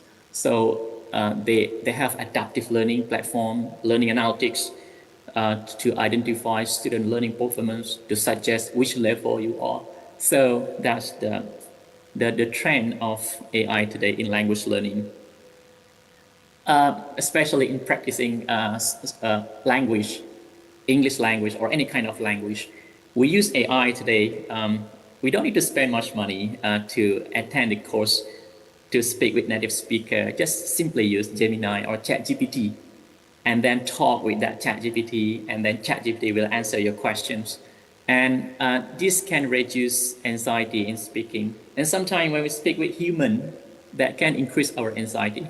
For example, if we talk with someone, we need to respect to that people, because sometimes when we speak with someone in our culture, in Indonesia, for example, we are feeling something like not feeling comfortable speaking to someone, for example. We need to respect that people. We should not stare at their eyes. Sometimes it can increase our anxiety when speaking. So AI can support reducing anxiety in speaking. You can speak all the time in your bedroom, in the toilet, everywhere, midnight. You don't need to respect to AI. But when talking to humans, sometimes we need to respect to that human. There is emotion there. So this can reduce anxiety. Also,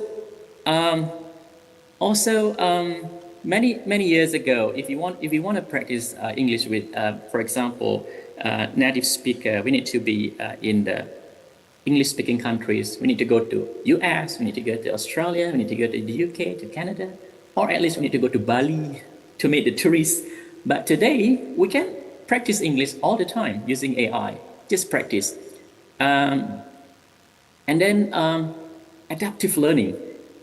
Yeah, deep personalization, adaptive learning. AI also can support adaptive learning. You can ask AI at which level you are, and AI will be able to adjust the conversation based on your level. Yeah, feedback. AI also will be able to provide feedback for us when we speak. Today, if you are learning about IELTS, for example, writing, for example, you don't need to go to the course. You just use ChatGPT to write, and then ask ChatGPT to provide the feedback for your IELTS score, 6, 7, 8, or 9, or which part that you need to improve in your writing skill. Or you also can use ChatGPT or Gemini to act as an examiner, and then ask them to interview you in the speaking IELTS, for example. And then you can practice all the time. It's very cheap and it's very flexible. So that's AI. Immersive learning also. immersive learning, we can be anywhere. So when talking about immersive learning, we're talking about like using this virtual reality. We can be anywhere. So there are so many applications, language application today. We use virtual reality, and then we can be in Australia, in Opera House. We can be in the UK, we can be in Canada. We can be everywhere, whenever you want. And then talk with someone there. There is a character, animation. There will be avatars there talking to you. So, so you can be in Malang, but virtually, your physical body, or you in Malang, but your virtual condition situation will be in anywhere. So with immersive learning, you also can practice talk there. So this is the benefit of AI to support immersive learning. AI today, gamification. Gamification is also another trend in language learning. I publish a lot about gamified learning, also micro-learning. So this is my book about gamification in a flipped classroom, generated from my PhD thesis in Hong Kong and published by Springer, Singapore. So I published about gamification. So gamification, I also mentioned about gamification in language learning here. Gamification is not game-based learning. Gamification is learning but feeling like playing game. But game-based learning is playing game to support learning. You play a game and you improve your language, that game-based learning. But gamification is not. Gamification is just learning, but feeling fun like playing game. I give you an example in Indonesia where Gojek or Grab riding bike, they feel like playing game. That's called gamified riding, gamified business, gamified gamifications.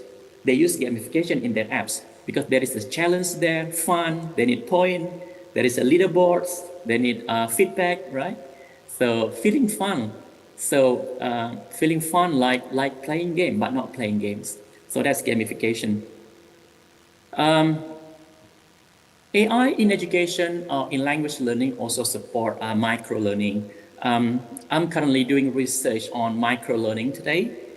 So what is micro-learning? Micro-learning is to simplify the complexity of materials. Sometimes learning 3 hours is more challenging than learning just 30 minutes. Sometimes learning 30 minutes is more effective than learning 2 hours. So we need to simplify the complexity of the materials to make it easier for students to learn. I also research on cognitive load. So cognitive overload. We have our brain has the limitations in processing informations. We are not ChatGPT. So the more you learn, the more you will forget. That's correct. So we need a second brain here. We need to take notes. That we need a book that our second brain to take note. So chunking information is also another strategy to manage our load. So what is chunking information? Chunking information is to break down the complexity of materials into several parts or units. Giving students 1 hour's video lectures that's not effective strategy for teaching. So one of the best strategy to split that video into several units.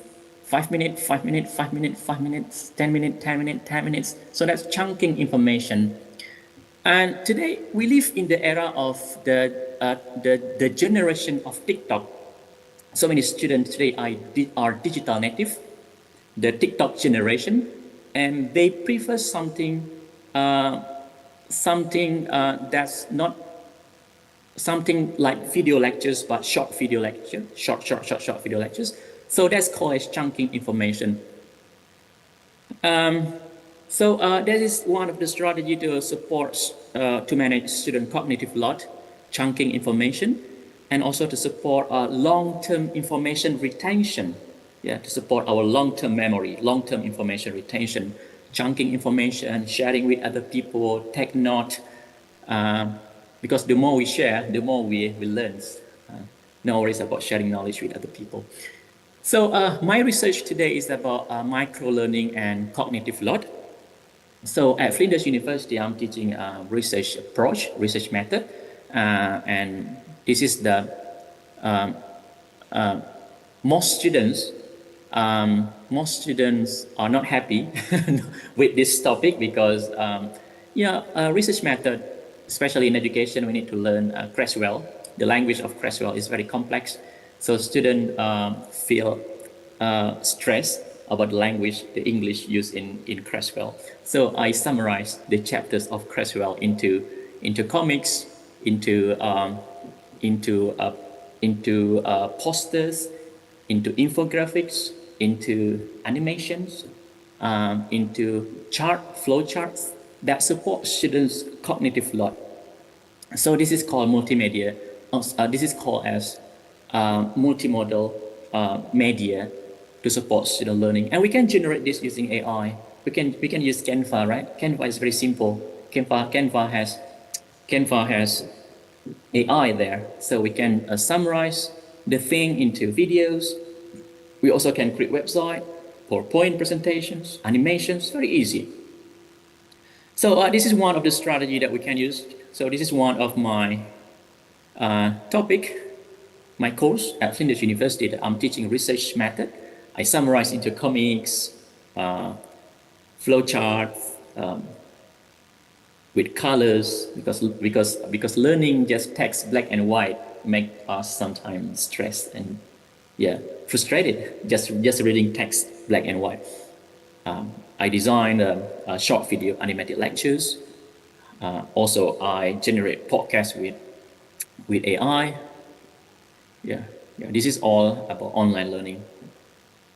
We can design this with Canva, with 11 Lab to clone our voice, with InVideo to generate video, Napkin for chart, Kling AI to make the pictures become a video, ChatGPT very easy, or Copilot, or Gemini, and other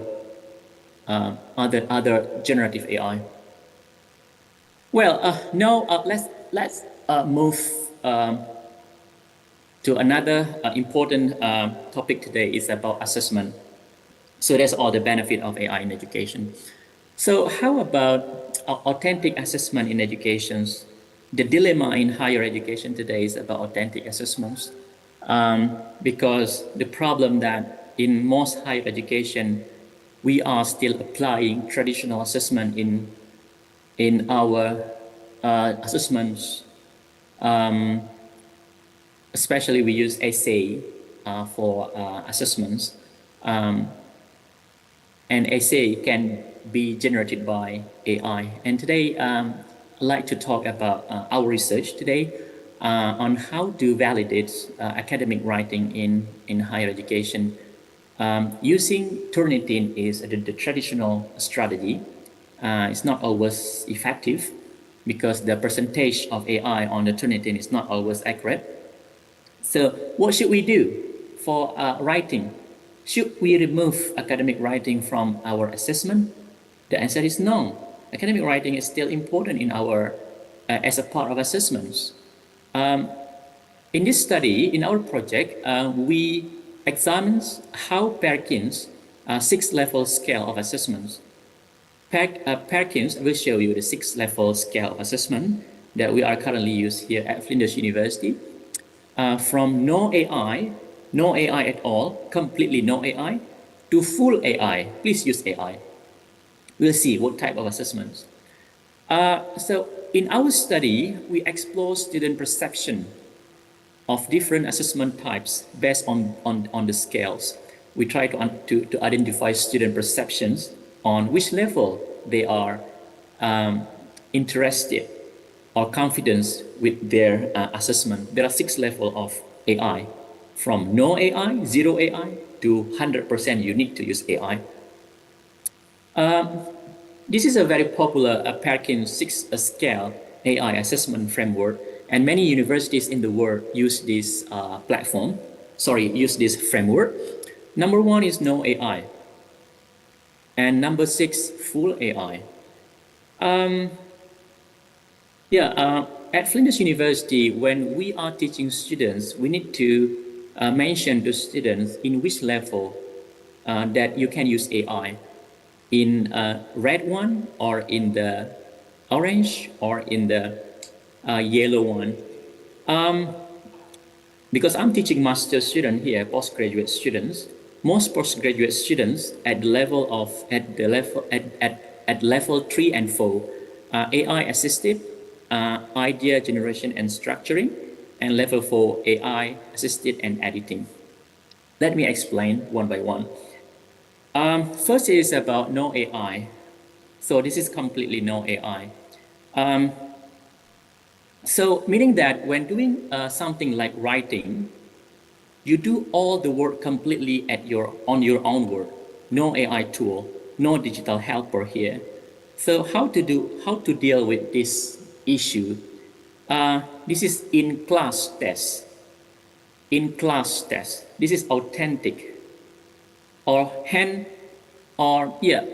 In-class assessment will be authentic writing today. Do you know IELTS test? IELTS test is in-class test. IELTS test, paper-based or writing test, or paper-based or computer-based, they use number 1, level 1. So this is one of the best strategy. Number 1, the first strategy for authentic writing, no AI at all. Students need to complete writing in the class, paper-based or on computers, but make sure that the computers, no internet connection and no grammar check on that computers. That level 1. How about level 2, AI prompted? AI prompted, that student can use AI like 20%, 10 to 20% AI. This assessment can be conducted also in the class. So level 1, the assessment must be in the class. Level 2, the assessment also must be in the class. So what is assessment number 2? AI prompted. AI prompted meaning that a small minor editing using AI, like spelling, punctuation, that would be fine. So this is AI prompted meaning here.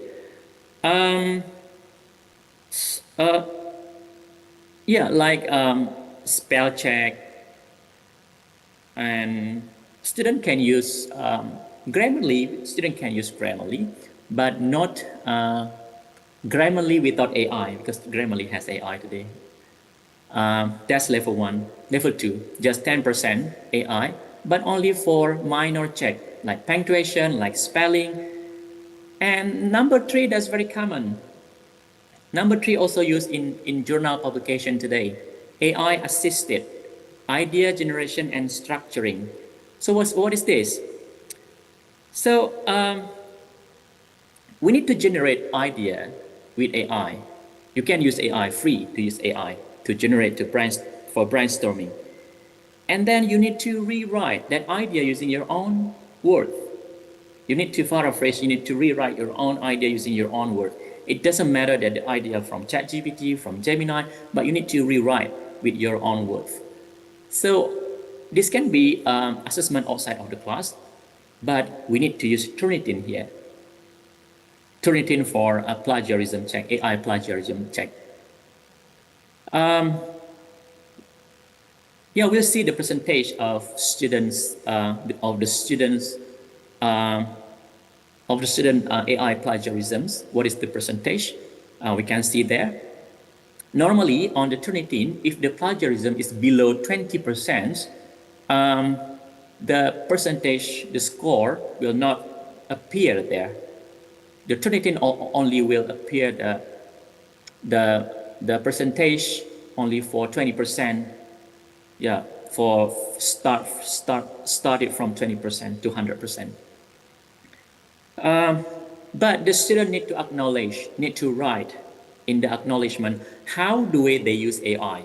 Okay, I give you an example how the journal, top journals in education, computers and education here use acknowledgement using AI. I published 2 articles here. This is the second top journals in education, very high impact factors, computers and education. So looking at the acknowledgement, they use acknowledgement here. Let me see acknowledgement. Yeah, declaration of AI. Can you see here declaration of generative AI and assisted technology in the writing process? During the preparation of this work, the author used Gen AI technology, especially ChatGPT, in order to enhance the readability and language of the manuscript. After using this tool, the authors review and edited the content as needed to take full responsibility for the content of the published articles. This is in the level 3 acknowledgement that the author used ChatGPT to generate the idea and then rewrite that idea by themselves. Acknowledgement. So this is very common today in many publications that the author use ChatGPT to generate the idea and then rewrite that idea by themselves. Acknowledgement is very important if you use AI.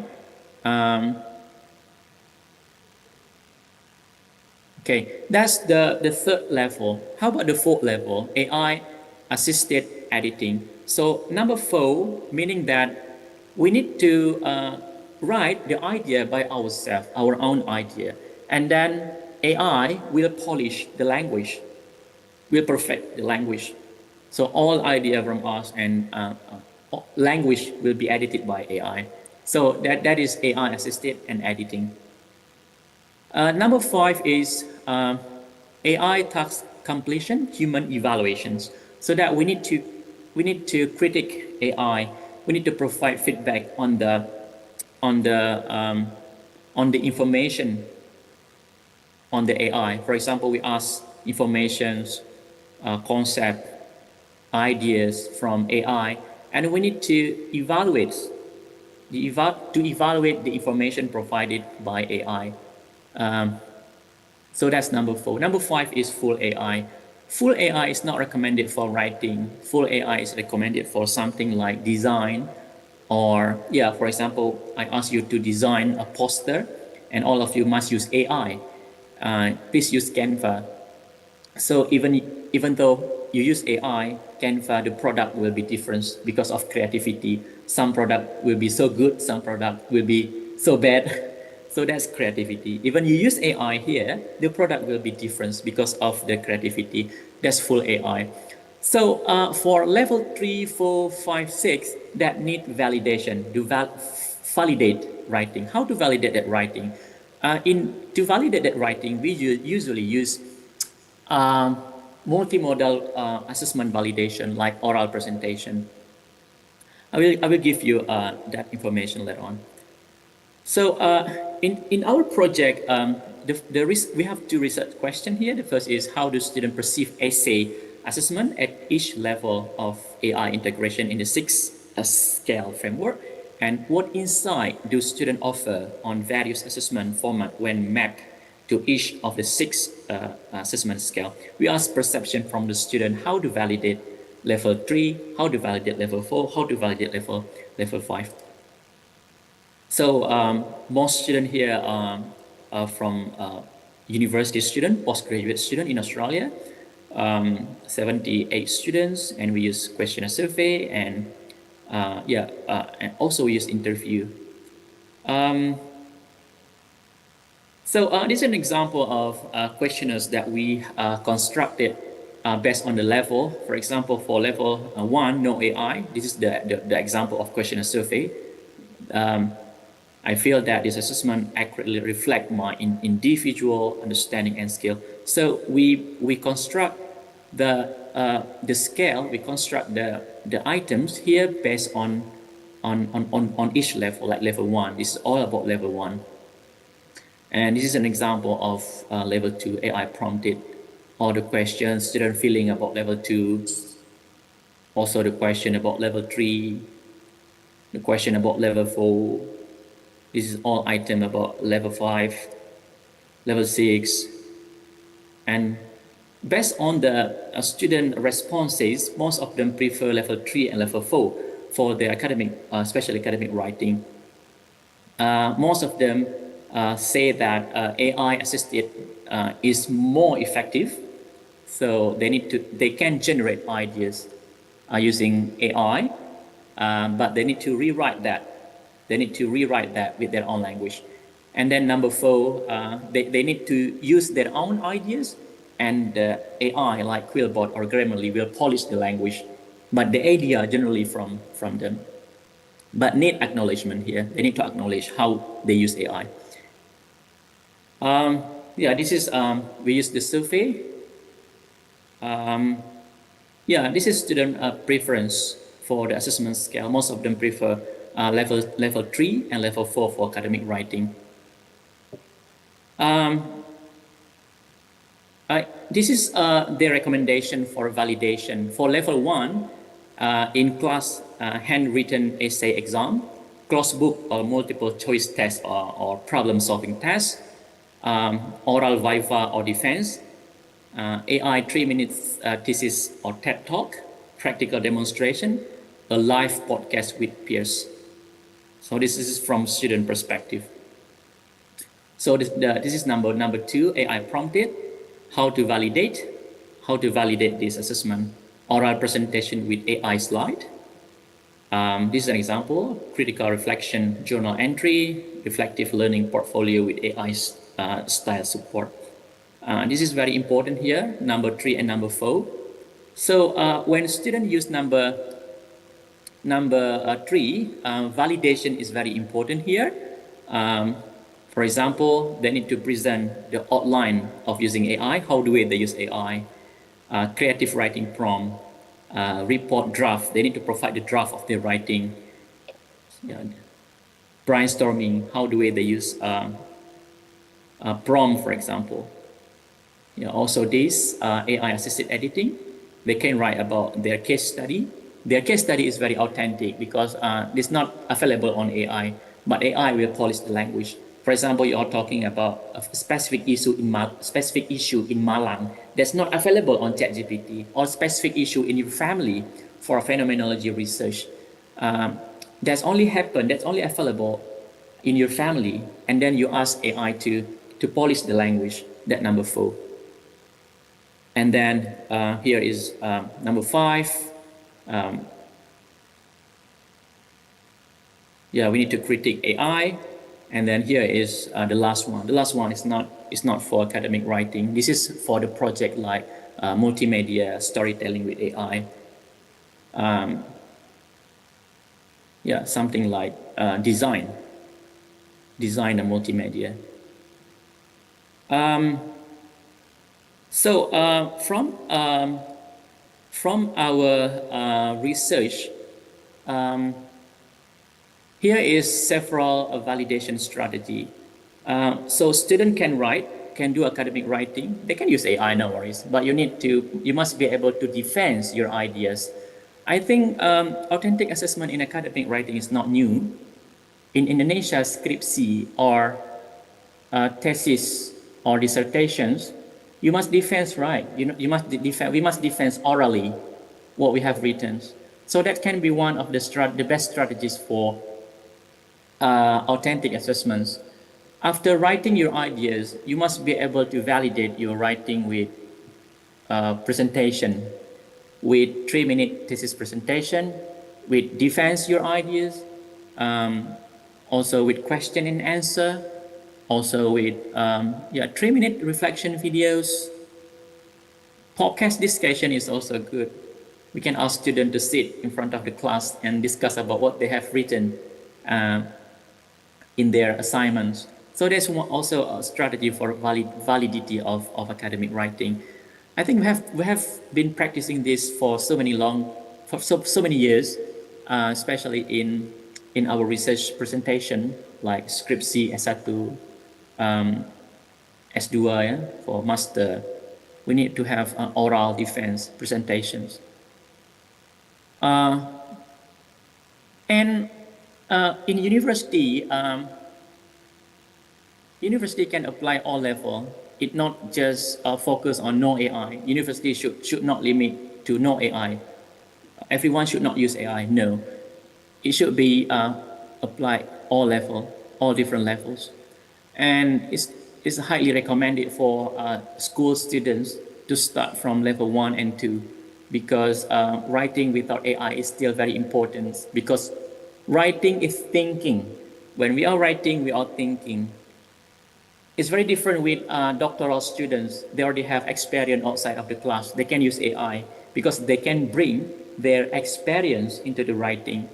But school students or undergrad students still lack of experience outside of the class. They do not have experience, so they just take from AI and copy paste. But for doctoral students or adult learners, we can use constructivism's learning approach, learning theories, where they can bring their authentic experience.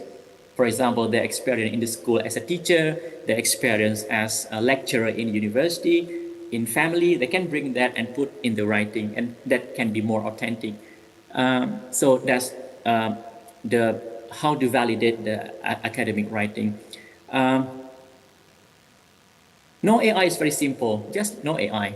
Just follow how IELTS use no AI just in class assessments. That's very simple for academic writing.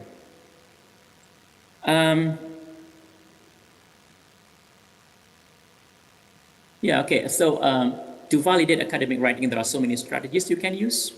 Yeah, 5 3-minute reflections, peer panel review, live presentations. So that's multimodal assessment that we can use. The higher level of AI used here, the higher level of validity needed.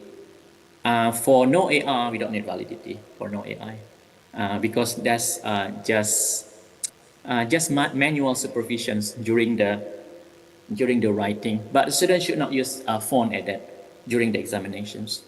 So this is the strategy that can be used for academic writing. Just see in which level you use AI. And different subject must have a different level. And we should not force lecturer to focus only on level 1 or just level 2, level 3. University must apply this in different level.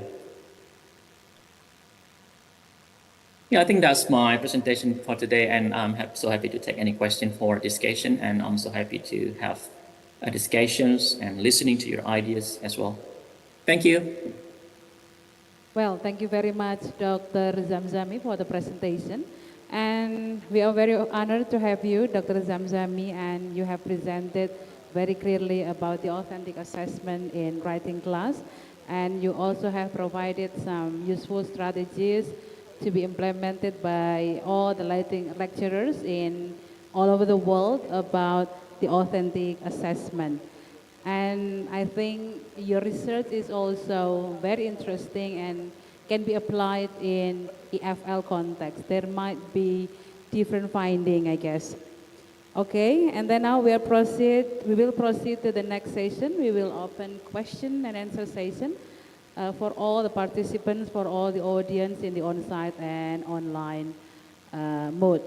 Please raise your hand, mention your name and affiliation. Okay, we have one question, Pak Zul.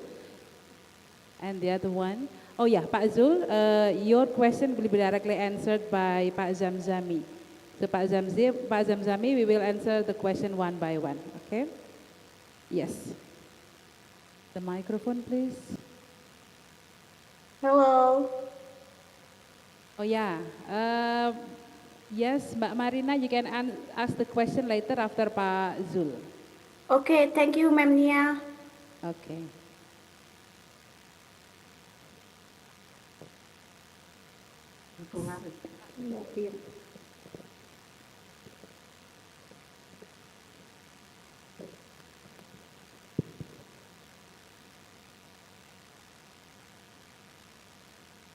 Okay, thanks a lot for the times.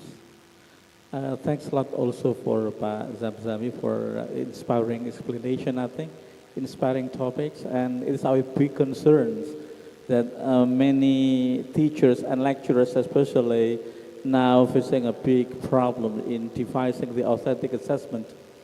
I'm also teaching academic writing last semester that probably I assume that I saw many kind of AI generated writings and I get trouble.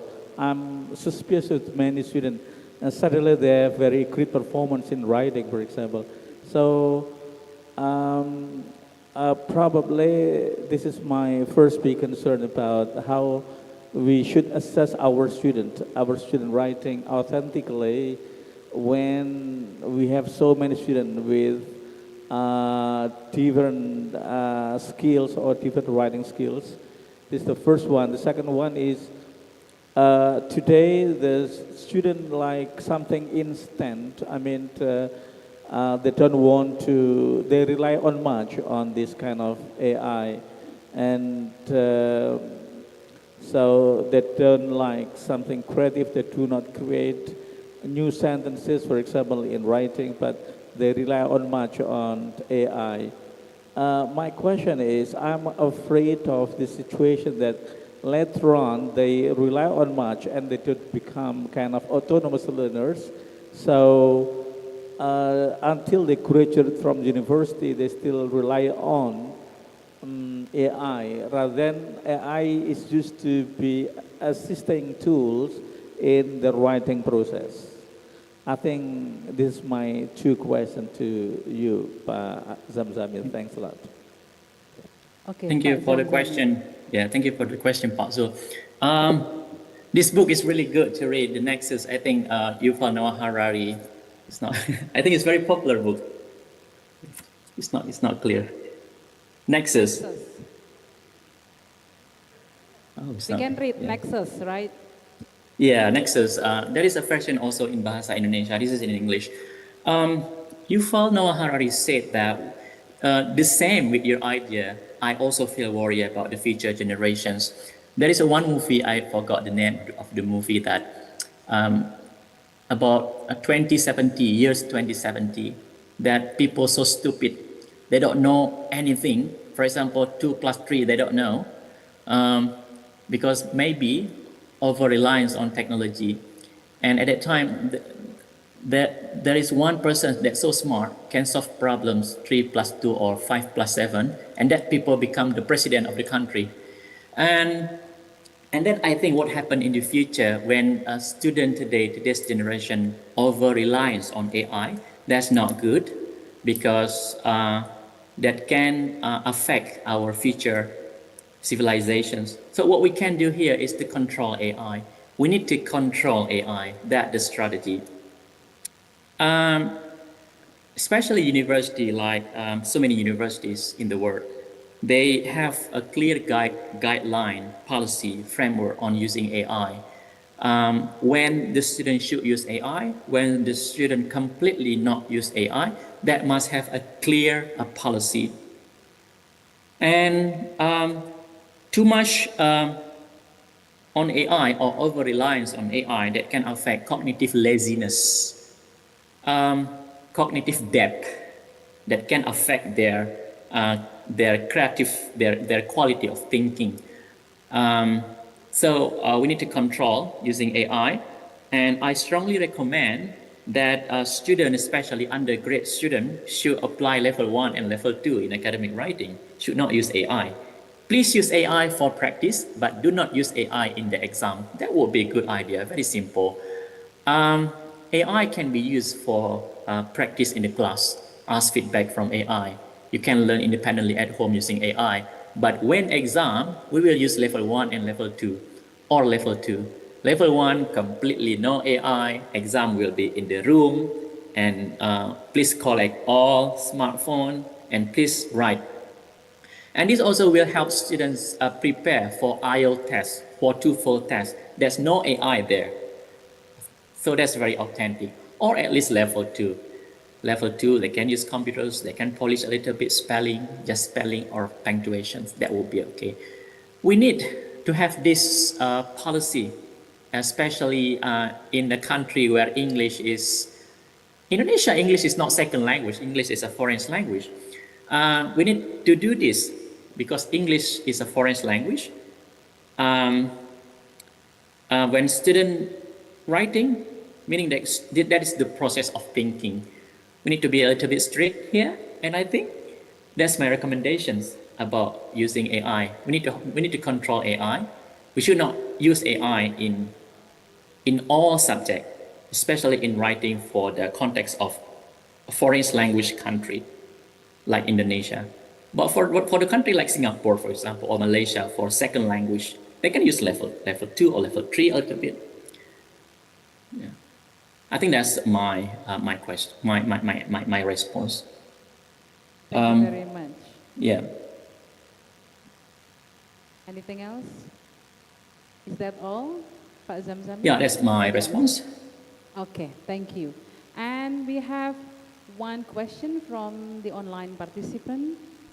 Please, Mbak Marina, open your mic.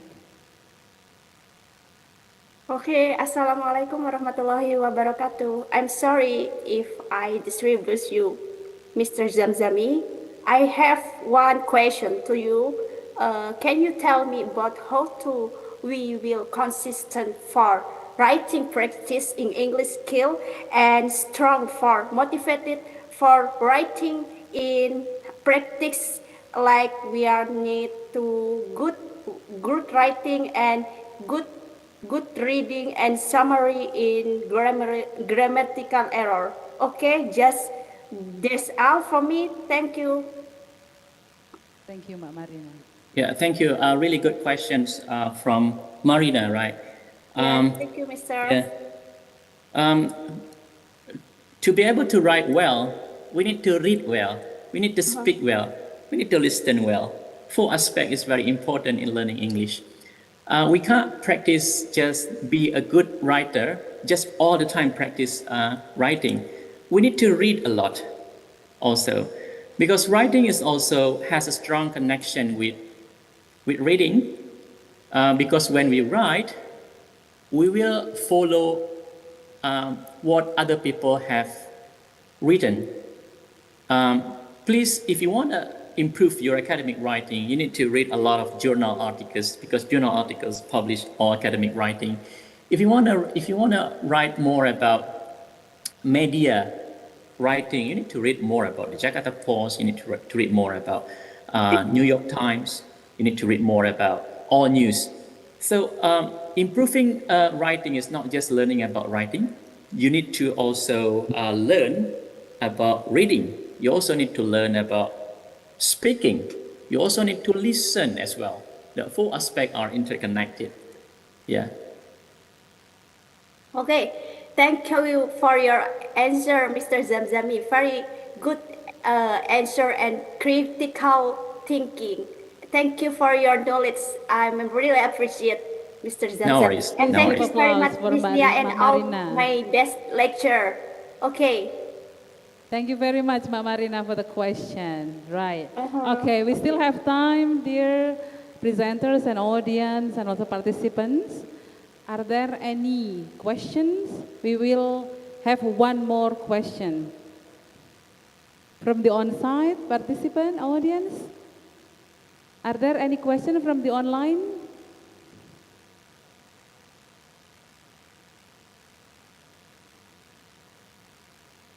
Okay, I think that, we have one more from Mbak Ormas Umul Fajar. He or she is in the Zoom meeting, so please open his mic or her mic. Okay, thank you, Miss. And good afternoon, Miss and Sir Zamzami. In here, I want to ask about like what Mr. Zamzami said before, that to have a good skill in writing, it also need skill on listening and reading and all those aspects, all those four skill in English is need to be prepared. And in here, I recently teaching about listening, but I also struggle on teaching listening because sometimes listening is considered like bored because we just play the audio and then the student answer the question and it simultaneously just repeated like that. And then is there any AI tools or any multimodal things that can improve the listening skill? I'm sorry that I'm asking about the other skill, but that's what I wanted to know from you, Mr. Zamzam. Thank you. Yeah, thank you very much, Umar, for really good questions and also tricky question. Yeah, listening is a bit challenging for it's a bit challenging to learn, especially living in Indonesia, where it's not common for us to listen to people speak English. But living in a country like, for example, Malaysia or like Singapore or India or Pakistan is very common to understand people speak mix, campur, bilingual. They mix their local language with English, so a little bit easier for us to understand. But living in a country like Indonesia, where our first language is not Bahasa Indonesia, the first language is local language, the second language is Bahasa Indonesia, and some people in Indonesia speak Bahasa Indonesia still wrong, because second language. And then we try to learn English as the third language. That's quite challenging. Especially to listen to a native speaker. My experience when the first time I arrived here in Australia, I also feel that experience because people in Australia speak English very different because I was in the US like for a couple of months. People in the US speak English very clear, but when I'm here in Australia, people in Australia speak English quite different and so hard to understand. Australian English is quite difficult to understand when people say, "Hi, guy, mate." So, what is it? Hi, mate. Hi, you going, mate? How you going, mate? Hi, guy, mate. What does he say? Hi, guy, mate. Oh, how you going, mate? How are you, mate? So sometimes it's very hard to understand. So the best strategy to practice is to get used to listening to music, to get used to listening to movies, because when you're listening to movies, you're listening to song that can help you a lot in improving your listening. You cannot improve your listening in 1 year. No, listening takes time, even 2 years, 3 years, 4 years, 5 years, and consistently listening to that native speaker speaking English. And you need to listen to news as well. There are so many free channels, YouTube, TikTok, everywhere, or watching movies. That's so helpful. Because we can't just practice for 1 day, 2 days, and even 1 year. You will not be able to understand English very well in 1 year. It takes time. That is my response. Thank you very much, Pak Zamzami, for the response, and also thank you very much, Mbak Umul Fajar, for the questions. Well, I think this concludes our session today. Thank you very much, Pak Zamzami. On behalf of the committee, would like to express our deepest gratitude to your willingness to share your research and also the findings of your study for authentic assessment today. And for all the participants, thank you very much for your coming, and we will give the token of appreciation to the keynote speaker today. So please share the token of appreciation.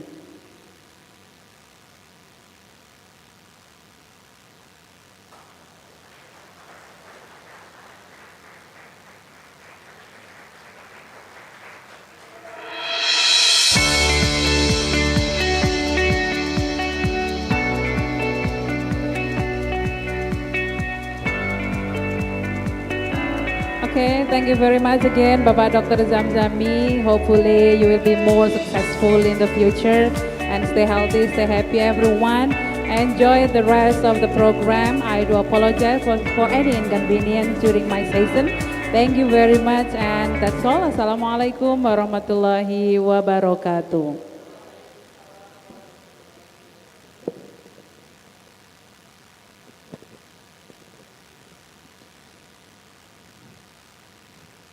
Okay, thank you very much for Ibu Dr. Kurniasi, MA, for moderating our third plenary keynote session, and also Bapak Dr. Zamzami Zainuddin from Flinders University, Australia, for your very insightful discussion regarding to the theme, to the topic of our conference today.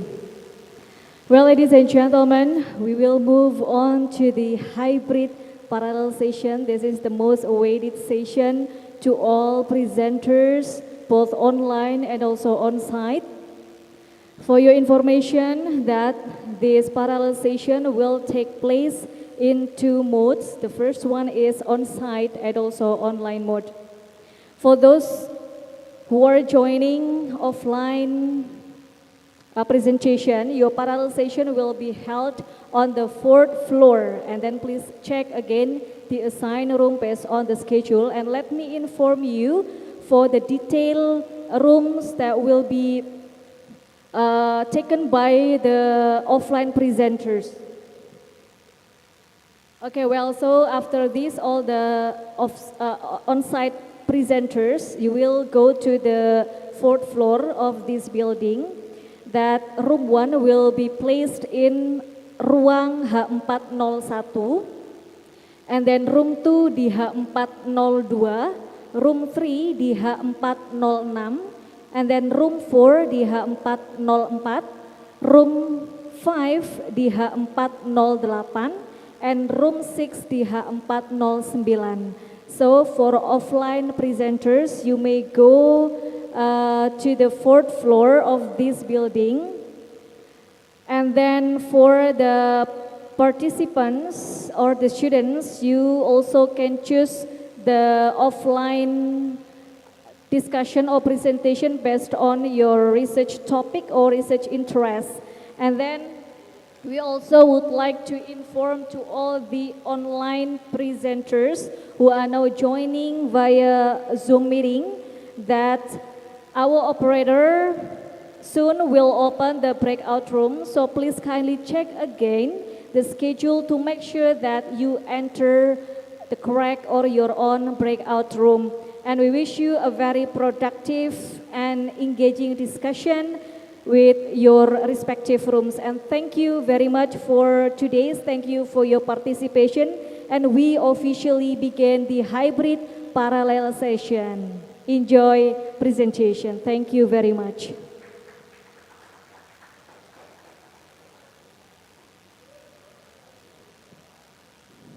Okay, for all the students of English Education Department who now still in the hall, please kindly use the elevator, or you may go down with the,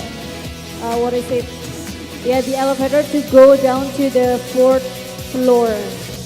Silakan kepada seluruh mahasiswa dimohon untuk bisa ke lantai 4 Gedung Pasca Sarjana untuk bisa masuk ke masing-masing ruang parallel session.